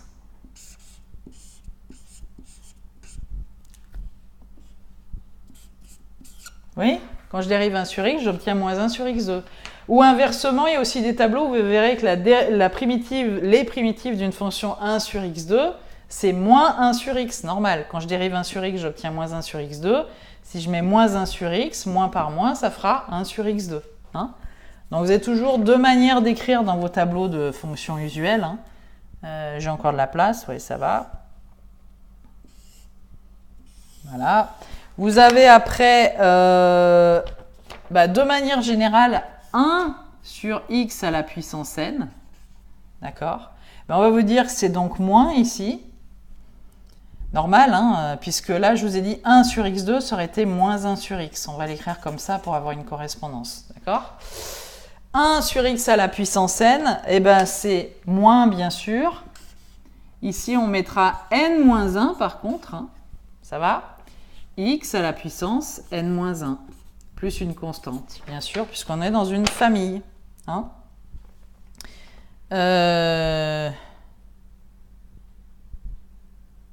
qu'est-ce que c'est que ce délire? N-1. Ah oui, pardon. Autant pour moi. Que multiplie 1 sur x à la puissance n-1. Voilà. Et oui, je suis sur 1 sur x, hein, ici. Je m'étais trompé de ligne dans mon tableau. Alors, je ne sais pas si vous l'avez dans le cours, c'est là, je ne me rappelle plus. Donc, c'est moins 1 sur n-1 que multiplie 1 sur x à la puissance n-1. Vous rentrez les formules dans la babasse, hein, et dès que vous rencontrez un truc comme ça dans la fonction petit f, vous savez que vous devez aller vers quelque chose comme ça pour la primitive. Bon, il y en a plein. Il y a aussi celle qui est 1 sur racine de x, ou 2 racines de x, hein, par exemple. 1 sur 2 racines de x, vous savez que sa primitive, ici, ça sera racine de x. Oui, vous en souvenez? Ça va? Et si vous avez 1 sur racine de x tout court, c'est qu'il y a un 2 qui se balade ici. Hein. Ça sera 2 racines de x. Effectivement, hein. Quand je vais faire racine de x, j'aurai 1 sur 2 racines de x. Si je multiplie par 2, les 2 vont s'éliminer. Il ne me restera que 1 sur racine de x. Plus constante à chaque fois. OK? Bon, voilà les principales. On rappelle aussi le cosinus de x. Donc, quelle est la fonction qui se dérive en cosinus? Sa primitive ici. Hein. Sa primitive ici, ça sera sinus, plus constante. Le sinus de x, c'est le cosinus qui se dérive en moins sin. Donc, pour avoir sin, ça sera moins cosinus de x, plus une constante. Ça va? Bien sûr, celle qu'on adore, exponentielle de x. Celle-là, elle est sympa, hein, puisqu'on sait que l'exponentielle se dérive en exponentielle. Sa primitive, ça sera exponentielle de x, mais plus une constante, bien sûr. Donc, celle-là, c'est pour ça que vous avez beaucoup d'annales du bac, vous avez pu voir, qui vous demandent de faire des calculs d'intégrale. avec des exponentielles au milieu parce qu'elle est toujours très sympathique à manipuler. Hein, ok, et en dérivation et en intégration. Bon, voilà pour les principales que vous avez dans votre tableau. Donc, je ne reviens pas dessus, vous l'avez dans le tableau. Dans les 35 minutes qui nous restent, on va voir maintenant, on a vu les fonctions usuelles, on a vu les polynômes, donc ça, ou des additions de fonctions entre elles, que ce soit des sinus, des cosinus. On va voir un peu avec les racines carrées, on va voir un peu avec les exponentielles. Ce qui nous intéresse notamment pour le bac, c'est d'aller un peu plus loin. C'est non plus d'intégrer des fonctions usuelles, mais d'intégrer des fonctions composées. Ah là, ça devient un peu plus chaud. Alors, Salma, ne stresse pas. Ne stresse pas, parce que tu me dis, je ne sais pas si j'y serais arrivé avec des sommes ou des différences de sinus et de cosinus. Là, sur des fonctions composées, on va être dans le même système. Il faut utiliser le fait de découper, hein, d'essayer de trouver les maillons élémentaires qu'on peut par contre, eux, intégrer parce qu'on sait assez bien le faire, notamment avec des fonctions usuelles, voir le tableau des fonctions composées que vous avez un peu plus tard dans le cours. Donc ici, bon, moi je l'ai complété avec plein de trucs là. Donc on y va. Après, donc qu'est-ce qu'on vous dit? Les fonctions composées. Les fonctions composées. Alors, qu'est-ce qu'on va chercher? Donc vous avez votre tableau avec les fonctions composées. On vous dit la première chose. Donc souvenez-vous maintenant, on est dans la dérivation des fonctions version terminale. Hein, donc dérivation de fonctions composées. Donc maintenant, on va intégrer des fonctions composées. Qu'est-ce qui se passe? Donc dans votre tableau, vous les avez toutes, je ne vais pas les réécrire, hein, vous essayez de bien les conserver. Donc on vous donnait un exemple dans le cours qui était, j'ai une fonction f qui est définie sur R, hein, et continue sur R bien sûr, puisque ici en fait j'ai un facteur de fonction, j'ai x que multiplie 1 plus x2 au cube. Ah, alors là déjà quand vous voyez ça, vous vous sentez mal à l'aise. On ne va pas se sentir mal à l'aise, on va essayer de réfléchir 5 minutes. Quelles seraient les fonctions qui, en se dérivant, me donneraient ça? Bien. On va toujours partir de la même chose. On est ici non plus dans des fonctions élémentaires qui s'ajoutent ou qui se soustraient, on est déjà dans des fonctions qui se multiplient. On a un x qui multiplie un machin dans lequel il y a un x2, un polynôme du second degré qui lui-même est élevé au cube. On va toujours partir de la même chose. C'est que ce qu'il y a entre parenthèses et qui est élevé au cube, on va considérer que ça pourrait être une fonction u, d'accord, de x. On va donc l'écrire, soit u de x égale 1 plus x au carré. D'accord? Bien.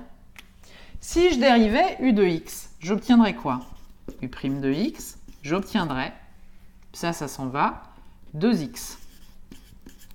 On va regarder maintenant, qu'est-ce qui se passe? Qu'est-ce qui se passe ici? Je vois que si je considère que ça c'est u de x, je le multiplie, je fais d'abord abstraction du cube, hein. On essaie de décomposer au maximum. L'histoire de la puissance, c'est le truc qu'on voit toujours en dernier. Ce qu'on cherche d'abord à savoir, si c'est dans les deux termes qui se multiplient ici, il n'y a pas une relation de cause à effet. Je m'aperçois que 1 plus x2 se dérive en 2x. Ici, j'ai une forme un petit peu qui ressemble à u multiplié par u'. À ceci près que je n'ai pas un 2 devant le x. Si j'avais eu un 2 devant le x, on aurait dit, ah bah ouais, c'est u fois u'. Cool, d'accord? Bien. Donc, quelle est, dans votre tableau, souvenez-vous des dérivées de fonctions composées, la fonction qui se dérive en u' fois u? Quelle est la fonction qui se dérive en u' fois u? Et puis, je vais aller encore un peu plus loin. Quelle est la fonction qui se dérive en u' fois u à la puissance n? Puisque ici, j'ai un n qui vaut 3. Allons-y. Alors, on se souvient, ici, on essaie d'intégrer que quand j'ai u à la puissance n, oui, souvenez-vous, on dit que u à la puissance n se dérive, donc je mets un prime, en u' fois u à la puissance n-1. Oui ou non? Souvenez-vous des dérivés. C'est comme ça qu'il faut décomposer. Vous partez du terme qui est entre parenthèses et vous posez en général, c'est u de x. Vous voyez que devant, ça ressemblerait à la dérivée de u de x. On serait dans un cas u' fois u à une puissance 3, ici. Hein. Je ne vais pas vous mettre n pour ne pas vous tromper. U' fois u à une puissance 3, ça ressemble étrangement à la dérivation de ça. Pourquoi? Parce que ça, j'ai bien u' devant, et puis j'ai u à la puissance n-1, donc si ça c'était n-1, ça veut dire que n, ça serait 1 degré de plus. Hein. Si je suis descendu à 3, ça veut dire qu'avant, probablement ici, la fonction grand-mère de f de x, c'était un puissance 4. Ce puissance 4 en se dérivant est devenu un puissance 3, j'ai déjà réglé le problème du cube ici. En plus, je conserve mon u dedans, il n'y a pas de problème, et je multiplie par un u', à ceci près que là j'ai un x, et j'ai pas un 2x. Donc après, on va voir comment triturer tout ça. Si j'avais u' fois u au cube, une fonction primitive ici, ça serait u à la puissance 4. Ça va? Plus une constante, hein, bien sûr. Si je dérive u à la puissance 4, j'ai 4 fois u' fois u à la puissance 3. On est bon, d'accord? Ça, si je le dérive, ça va me faire 4 fois u' fois u à la puissance 4 moins 1, c'est-à-dire 3. Ça commence à ressembler à ce que j'ai ici. Simplement, si je dérive u4, j'ai un 4 en trop, donc il va falloir que je divise par 4 pour l'éliminer. Donc je multiplie par un quart. Et deuxièmement, quand je dérive u ici, j'obtiens 2x et pas x, donc il va falloir aussi que je divise par 2 en plus pour pouvoir m'enlever ce 2 et qu'il ne reste plus qu'à x. Donc je vais encore multiplier par 1/2. Si je fais ça, et que donc je dérive mon machin ici, c'est-à-dire 1 plus x au carré à la puissance 4. Je vais essayer. 1 plus x au carré à la puissance 4. Essayons ce que ça donne en dérivant. D'accord? Donc je vais le prendre en dérivé ici. Je vais donc faire 4 fois u' qui vaut 2x. 4 fois u' qui vaut 2x fois 1 plus x au carré à la puissance 4 moins 1, c'est-à-dire 3. Parfait. J'ai bien un 8 ici que je ne veux pas pour retrouver mon f de x. Il faut bien que je multiplie tout ça par un quart fois 1/2, c'est-à-dire par un huitième. D'accord? Si je fais 1 huitième que multiplie tout ça et que je dérive le tout, mon 1 huitième se conserve pendant la dérivation. J'obtiendrai bien que ma fonction f. Ça va? Est-ce que vous avez compris? Je ne suis pas allé trop vite? Donc dans un cas de figure comme ça, quand vous voyez un truc linéaire avec une puissance, ici un truc au carré et ici un terme en 1, ou un truc au cube et un terme en x2 par exemple, d'accord? Dites-vous bien que vous êtes sous la forme comme ceci, d'accord? Et que ça, donc, on a vu quoi? On a vu que quand on a u' fois u à la puissance n, enfin, u' fois u à une puissance n, n-1, peu importe, mais u à une puissance, c'est que ça s'intègre très probablement en 1 sur n plus 1, que multiplie u à la puissance n plus 1, plus c. C'était le cas ici. Donc là, vous êtes vraiment dans le premier cas de figure, c'est-à-dire que vous êtes dans une multiplication de choses, d'accord, dont la primitive est en fait le plus gros terme ici dans la parenthèse, élevé à la puissance au-dessus. Et ensuite, vous calculez quel est le coefficient multiplicateur que vous devez mettre devant, d'accord, pour pouvoir annuler tout ce qui va venir issu de la dérivation du x2 et de la descente du 4 de sa marche. Est-ce que ça va? On va en faire d'autres, il faut s'entraîner. Ça va pour vous ou pas? Moyen. On va s'entraîner à en faire d'autres, mais il faut apprendre à reconnaître. Dès que vous allez avoir, petit conseil méthode, dès que vous allez avoir quelque chose de linéaire et pas sous forme de fraction, de linéaire avec, vous voyez bien une différence de degré de 1 ici, entre l'un et l'autre. Ça aurait pu être x3 et x2, ça aurait pu être x4 et x3. Enfin, je vous rassure, ils ne vont pas vous mettre des trucs comme ça au bac. Donc dès que vous avez un x de là, un x devant, et que vous avez une puissance là et que tout est linéaire, dites-vous que vous êtes sous la forme comme ceci, u' fois u puissance n, dont la primitive est en fait celle-ci à un degré au-dessus et multipliée par un 1 sur quelque chose qui va venir vous annuler la dérivation de x2 en 2x, donc il va venir vous annuler le 2 et qui va venir vous annuler l'exposant qui va descendre d'une marche, ce qu'on a fait ici. L'exposant qui descend d'une marche qui se retrouve devant, c'est pour ça qu'on divise par 4. Et le u' qui est 2x, alors on veut que x, il va falloir aussi encore diviser par 2 pour pouvoir tout enlever. D'accord? Et on se retrouvera bien avec 1/8 de 1 plus x au carré à la puissance 4, à le dériver ici avec une constante c et retrouver moins f de x. Ici, donc, ma fonction grand-mère, enfin ma famille de fonctions grand-mère, c'était 1/8 de 1 plus x au carré à la puissance 4, plus bien sûr une grande constante d'intégration. Ça va? On passe à la suite, on essaie d'avancer. Ça, c'était le premier cas de figure. Un truc qui est tout sur la même ligne, avec une puissance et, dans la parenthèse, un degré plus élevé que ce qu'il y a avant la parenthèse, vous êtes forcément dans ceci-là. D'accord? Ok? Première ligne de votre tableau, si c'est la première ligne de votre tableau, moi j'en ai un autre ici, mais utilisez cette formule-là. Après, qu'est-ce qu'on a d'autre? Il va falloir que j'économise les pages, moi. Après, on avait quoi? Du sin sur cos. Allez, sin sur cos, on va le faire sur une autre feuille. Tadam, tadam, tadam, tadam. Vous aviez f de x égale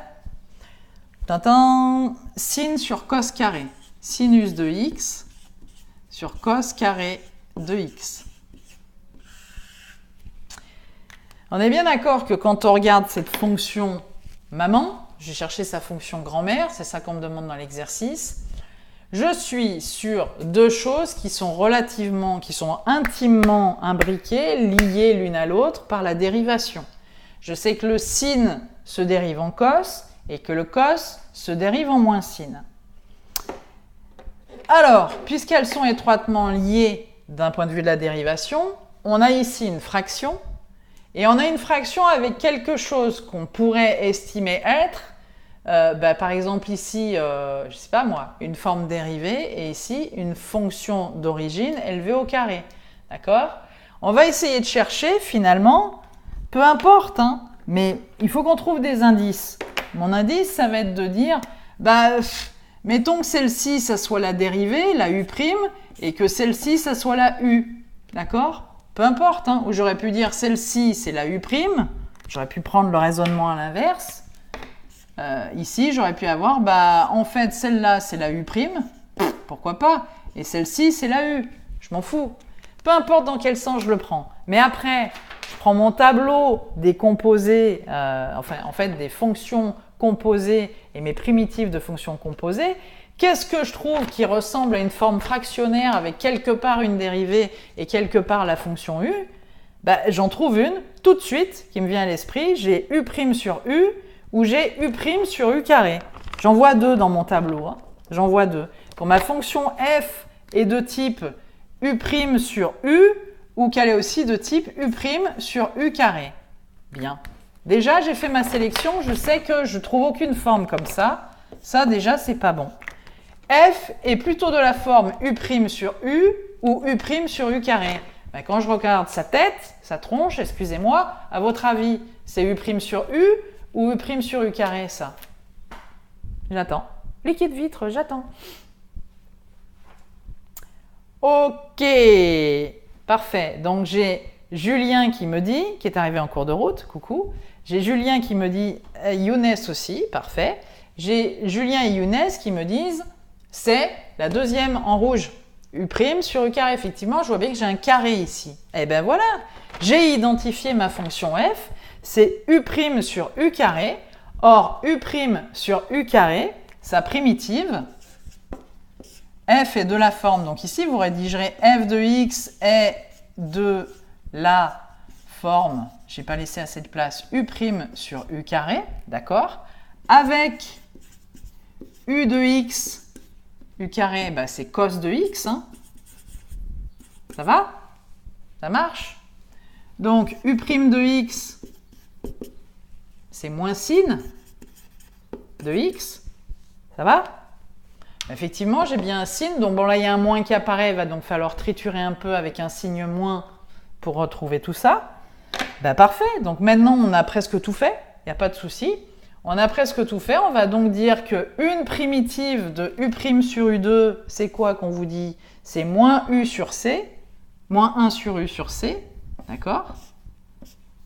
Donc, la primitive de...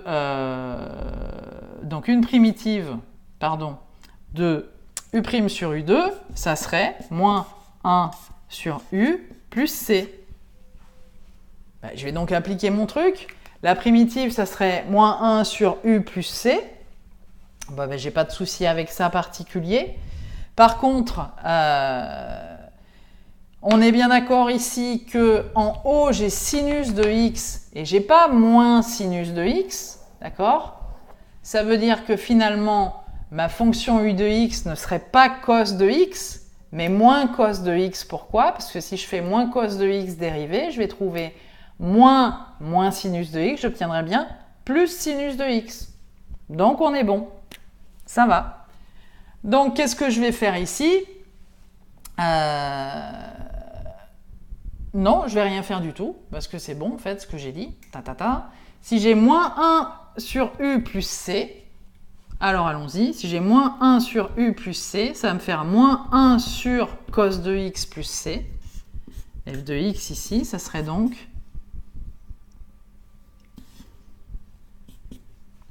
moins 1 sur, on va le faire, on essaye, hein, U de x cos de x plus C, d'accord? Si je dérive moins 1 cos de x plus C, je vais donc avoir la fonction moins 1 sur U, ça me fera en fait U' sur U.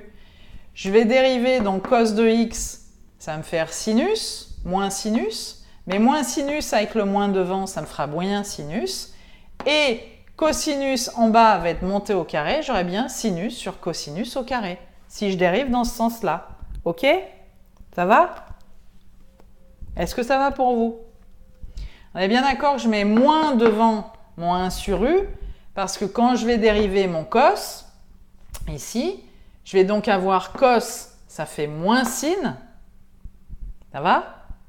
Donc, moins sin avec moins devant, pour avoir U', hein, d'accord? Moins sin avec moins devant, j'aurai bien sinus. Moins sin, ça me fera plus sinus. Ça va? Est-ce que c'est bon pour vous? C'est ce qu'il y a dans votre polycope de mémoire. Hein? Plus une constante C pour avoir les familles. Donc voilà comment au départ, pour répondre encore à la question de Salma tout à l'heure, j'essaie de découper, j'essaie de voir en fait, est-ce que ça et ça peut être lié? Oui, on sait que sinus et cosinus sont liés par la dérivation. J'ai deux possibilités, hein. Soit c'est celle-là la bonne et elle sa dérivée, donc U sur U' carré, hein, ici, U' carré. Soit c'est celle-là la dérivée et celle-là la fonction d'origine, U' sur U2, ouais, ben je suis bien dans le cas U' sur U2, qui s'intègre en moins 1 sur U plus C. Donc après, on applique la formule d'intégration, de calcul de la primitive. Ça va pour vous? Celle-là, elle était assez simple. Allez, ça marche. On va faire une avec la fonction racine carrée maintenant. Racine carrée exponentielle, ouais, ben je vais prendre une page à chaque fois, hein. Il nous reste un quart d'heure, on va faire une avec la fonction racine carrée. On va en faire une avec la fonction exponentielle. Comme ça que vous ayez à peu près tout vu. Et une avec la fonction logarithme népérien en primitive, hein, pas en fonction f de x. Vous ne trouverez jamais d'exo au bac qui va vous demander la primitive d'une fonction log, hein. Enfin, si vous trouvez ça, je vous souhaite bien du courage. Hop, par contre, on vous mettra des fonctions 1 sur x qui s'intègrent, dont les primitives sont des fonctions log. Ça, oui. Allez, c'est parti. On veut ici, donc la fonction, dans votre cours, vous avez... tiens, je vais vous en donner... je vais vous en donner une autre que celle qu'il y a dans le cours. On va en faire une autre. On va faire f de x égale...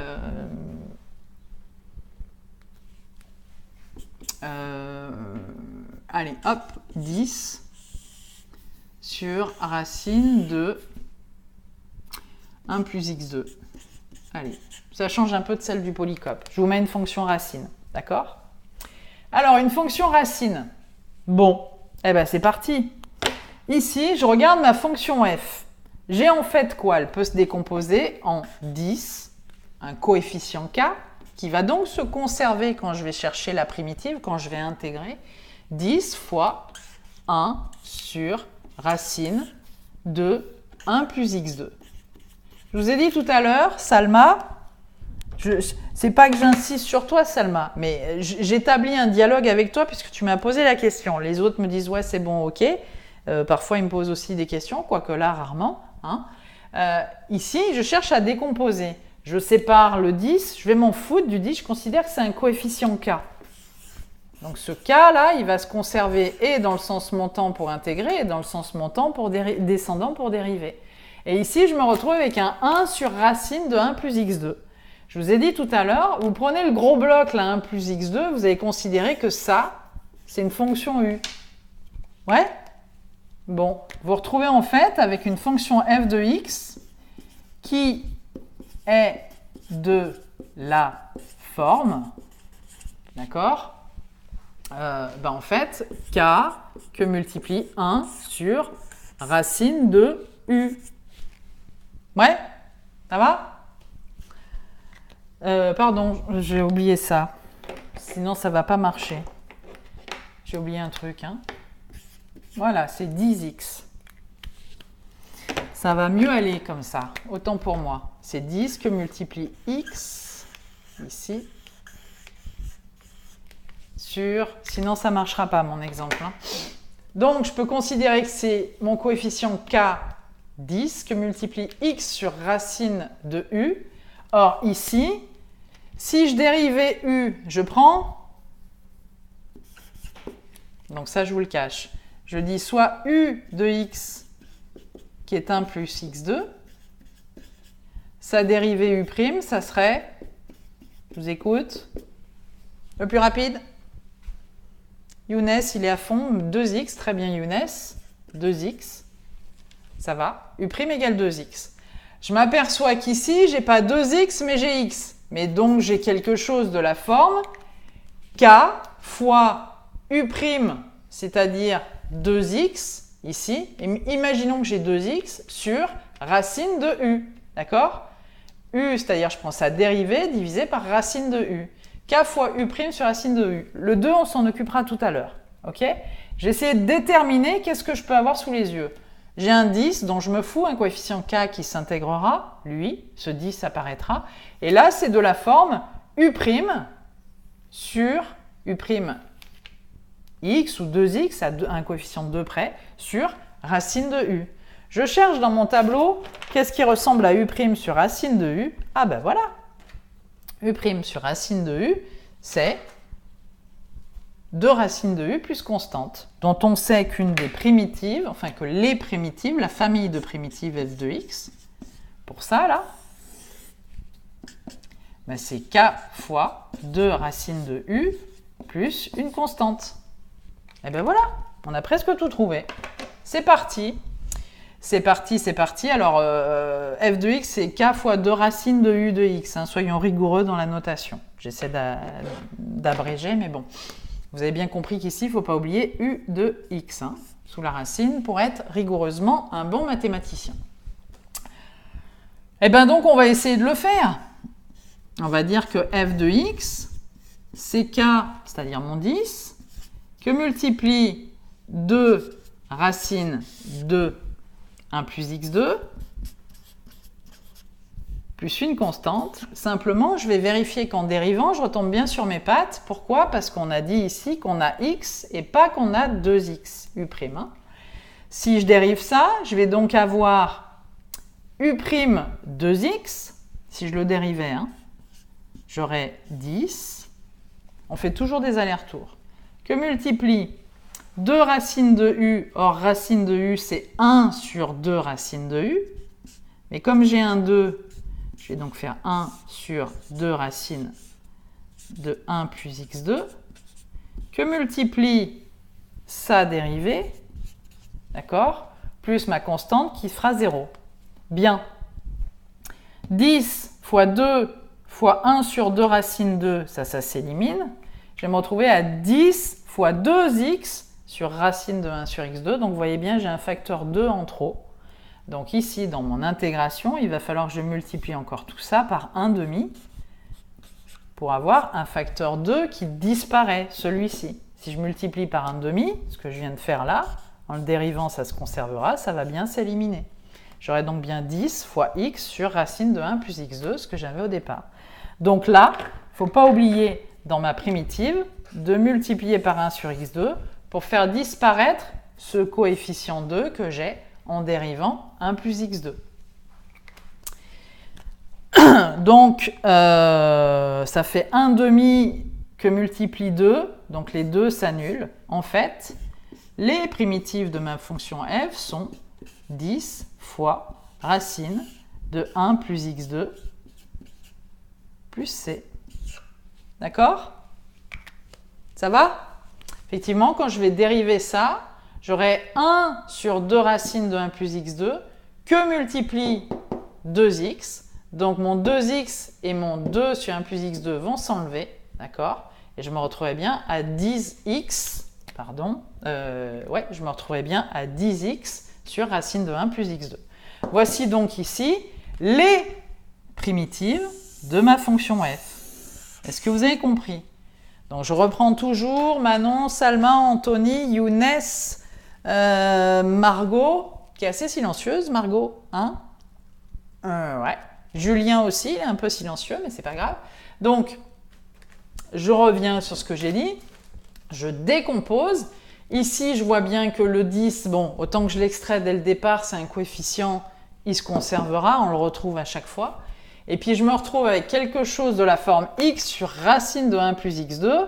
J'ai bien degré 2, degré 1, donc ici, j'ai bien une relation de dérivation entre le numérateur et le dénominateur. Si je dis que ça, c'est u, je vois bien que si je dérive u, je vais me retrouver avec un terme en x, à un coefficient 2 près, que je ne vais pas oublier de rajouter ici en diviseur, d'accord? Donc si je le rajoute en diviseur dans ma formule d'intégration, si je n'oublie pas de multiplier par 1/2, les deux vont s'enlever, j'aurai k fois racine de u ici, dans mon exemple, 10 fois racine de u, de 1 plus x2. Ça va? Il nous reste 5 minutes pour faire un exemple avec des exponentielles. Vous n'avez pas dans le cours, celui-là n'était pas dans le cours non plus. On va faire un exemple avec des exponentielles, donc là hyper fastoche. Et puis ce soir on fera des exemples avec des trucs qui seront de la forme 1 sur x, une fonction de x, 1 sur une fonction de x, ou x sur une fonction x au carré. Bon, on va voir que ça s'intègre avec des fonctions log, hein. C'est ce qu'on voit notamment ici avec la formule u' sur u. Quand on aura des u' sur u, donc là on a u' sur racine de u, mais imaginons qu'on ait eu x sur 1 plus x au carré ici, qui n'ait pas eu la fonction racine, et bien c'était une fonction logarithme népérien de 1 plus x2 qui aurait apparu, puisqu'on est sur la forme u' sur u. U' sur u s'intègre avec des logarithmes népériens.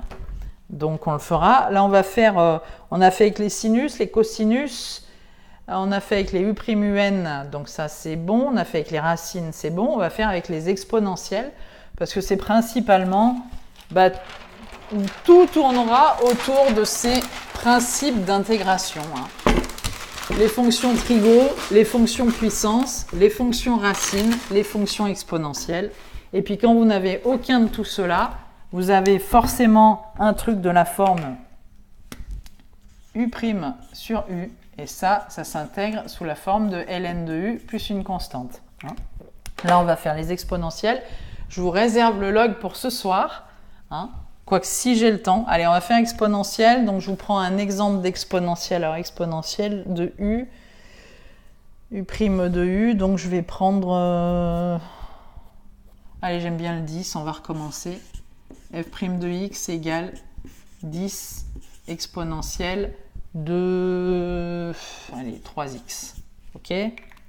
Non, on va mettre 4x.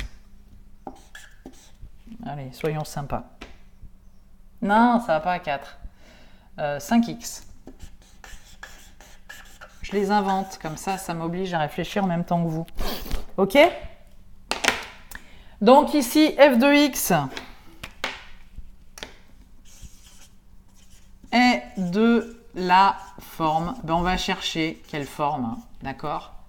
On a une exponentielle, non pas de la fonction x, une fonction usuelle exponentielle de x, mais on a une exponentielle de 5x qui est une fonction de x. Donc ici, on a sous la forme k, e de u, d'accord? Avec u qui est égal à 5x. Donc u' de x, ça sera 5. Ça va? Une fois qu'on a posé tout ça, faites toujours de la même manière. Il y a un coefficient k qui vaut 10. Hein. Il y a une exponentielle de u de x valant... ce qui aurait été rigoureux, c'est de faire ça. Avec u de x égale 5x, u' de x égale 5. Ben, on regarde donc dans notre formule. Quand on a ici, alors k, mettons que ça soit u', mais on a quelque chose de la forme u' e de u. Hein, c'est la seule chose qu'on ait dans notre tableau. U' e de u, ici. Donc, mettons que... Alors, ouais, c'est pas bon ce que je vous ai mis ici. Il aurait fallu mettre de la forme u' e de u. Allez, hop, u' e de u. On va voir si 10, c'est bien u'. U' c'est 5. Hein. Donc déjà, donc ici, on a quelque chose qui ressemblerait à u'. Le 10, ça ressemblerait à u', sachant que u' c'est 5. Or, 10, c'est 2 fois 5. Donc on se doute qu'il y a bien un coefficient k, quelque part. Et puis e de u, bah, de toute façon, on sait que e de u, ça reste dans la dérivation e de u. C'est l'avantage de l'exponentielle. Donc si f est de la forme u' e de u, on sait qu'elle s'intègre. Comment? Eh bien, on vous dit que c'est e de u plus une constante. Donc on y va. Ça voudrait dire que les primitives, la famille des primitives, les primitives de f de x seraient sous la forme e de u de x plus une constante. C'est bon, bah allons-y, écrivons-le, on va voir ce que ça donne. Ici, on va dire, si je prends les primitives comme étant exponentielles de u de x et 5x plus une constante, voyons voir ce que ça donne quand je le dérive. Ça, c'est toujours une hypothèse. Hein. C'est une hypothèse. Je prends ma formule, je l'applique et je vais voir en dérivant ce que ça donne. Si je dérive exponentielle de 5x, je vais obtenir u' e de u de x, c'est-à-dire je vais obtenir 5 fois exponentielle de 5x. Et si je le dérive, ma constante disparaît. Or, ici, ma fonction f, ce n'est pas 5 exponentielle de 5x, c'est 10 exponentielle de 5x. Ça veut donc dire que j'ai un facteur 2 qui vient multiplier ici. Si j'ai un facteur 2 pour obtenir donc ma fonction f, d'accord, c'est 2 fois sa dérivée. Si j'ai un facteur 2 qui arrive dans la dérivation, ça veut dire qu'il y était avant, d'accord? Donc ça sera 2 exponentielle de 5x. Effectivement, si je dérive 2 exponentielle de 5x, j'ai bien avoir 5 dérivées de 5x, que multiplie exponentielle de 5x, c'est bon, fois le 2 qui se conserve dans la dérivation, je vais bien obtenir mon f de x qui est 10 exponentielle de 5x. D'accord? Ça va? Ce qu'on me demandait au départ. Bien. Donc 10 exponentielle de 5x, ça veut dire que les primitives de cette fonction petit f, ici, que je retrouve là, hein, les primitives sont celles-ci. La famille des primitives, la famille G, est telle qu'on a des primitives de la forme 2 exponentielle de 5x plus une constante, avec la constante bien sûr, appartenant ici, j'ai oublié de dire que le domaine de définition c'était l'ensemble des réels, puisque la fonction exponentielle est dérivable définie continue sur l'ensemble des réels, d'accord? C'est la fonction qui positive tout, l'exponentielle. Donc elle est définie continue sur l'ensemble des réels R, donc elle, bien sûr, définit aussi continue sur l'ensemble des réels R avec une constante réelle, bien sûr. C'est bon? Il est 4 heures pile. Avec les logs, juste pour introduire pour ce soir, mais la plupart, non, je vous ai tous ce soir en TD. Donc bon, ce soir, on va regarder un petit peu plus dans le détail, même si on serait en traîne. On va regarder un petit peu plus dans le détail, par exemple, des cas comme j'aurais une fonction f de x qui va être du type 3 sur 3x plus 1. D'accord?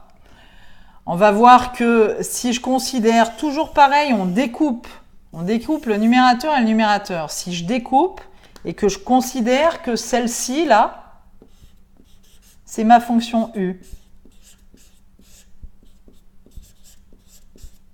Si je m'amuse à dériver ma fonction u, je vais trouver 3. Ah bah bingo! 3 ici, ça semblerait être u' de x. Et bien on va voir que quand on a une forme f de x semblerait être sous la forme u' de x sur u de x, alors elle s'intègre dans une famille de primitives qui est de la forme ln de u plus une constante. Ln de u de x plus une constante. Donc ici, ce sera ln de 3x plus 1 plus une constante qui sera la primitive de ça. Donc dès que vous allez avoir des fractions de fonctions constantes et fonctions de degré 1, ou fonction de x, fonction de degré 2, ou fonction de x2, fonction de degré 3, alors dites-vous bien que vous êtes dans une primitive de la forme logarithme népérien. On fera ça ce soir en TD. Alors, j'ai commencé un peu tard, je finis, il n'est pas tout à fait à 2 heures de cours, 1h51, mais pour moi, j'ai fini le cours magistral. J'attends vos questions pendant les 10 dernières minutes s'il y en a et j'y réponds bien volontiers. Je regardais au fur et à mesure ce que vous marquiez dans le chat, mais vous avez l'air d'être très studieux et de prendre pas mal de notes. Et vous répondez quand je vous interroge, mais sinon vous ne me posez pas trop de questions pendant le cours, donc c'est que je pense que c'est assez clair. Est-ce que pour vous, il y a des points qui restent obscurs ou pas? Alors faites attention avec les fonctions trigonométriques et les fonctions qui sont de la forme 1 sur x2, je vous l'ai dit tout à l'heure. C'est surtout ça qui vous pose souci apparemment. Les signes, me dit Manon, les signes, effectivement, il faut faire très attention dans l'intégration. C'est simple, si vous avez, je vais tourner la page, c'est bon pour vous là? Ouais. Si vous avez, alors je fais un petit encart, si vous voulez encore regarder ce que j'ai mis sur le tableau, mais si vous avez un truc de la forme 1 sur x2 ou 1 sur u2, d'accord, vous savez très bien que ça vient au départ de une fonction, ici 1 sur x2, c'est la fonction 1 sur x qui a été dérivée, mais 1 sur x, quand elle se dérive, d'accord, elle devient moins 1 sur x2, ok? Donc si vous avez quelque chose de la forme 1 sur x2, c'est le moins 1 sur x, sa primitive. D'accord? N'oubliez pas de balancer les moins de part et d'autre selon ce que vous retrouvez. Vous avez appris que la fonction usuelle 1 sur x se dérive, d'accord, en moins 1 sur x2. Si maintenant vous avez une forme qui vous est présentée qui est 1 sur x2, ça veut dire que c'est moins 1 sur x, sa primitive, d'accord? Si vous n'avez pas le moins là, c'est qu'il faut le mettre sur la primitive. Et inversement, si vous avez le moins, c'est que sur la primitive, il n'y est pas. C'est bien le 1 sur x. De la même manière, 1 sur u2, enfin, u', c'est plus exact, sur u2, ça sera ici. Si vous avez moins u' sur u2, c'est que vous êtes dans une fonction primitive moins 1 sur u, plus constante, bien sûr, qui se dérive en moins u' sur u2. Si maintenant vous aviez eu u' sur u2, c'est que vous aviez... Pardon, je recommence. Si vous aviez moins u' sur u2, c'est que vous étiez en 1 sur u d'un point de vue de la primitive, c'est normal, c'est la formule de dérivation de 1 sur u, moins u' sur u2. Par contre, si vous aviez u' sur u2 seulement, alors, puisque vous n'aviez pas le moins devant, formule classique, ça veut dire que là, dans la primitive, le moins, il y était. Vous balancez toujours le moins de part et d'autre en fonction de ce que vous avez. Bon, voilà, là, c'est ça, et là, c'est ça. Voilà. Moins 1 sur x2 s'intègre en moins 1 sur x, plus constante. Moins U' sur U2 s'intègre en 1 sur U plus constante.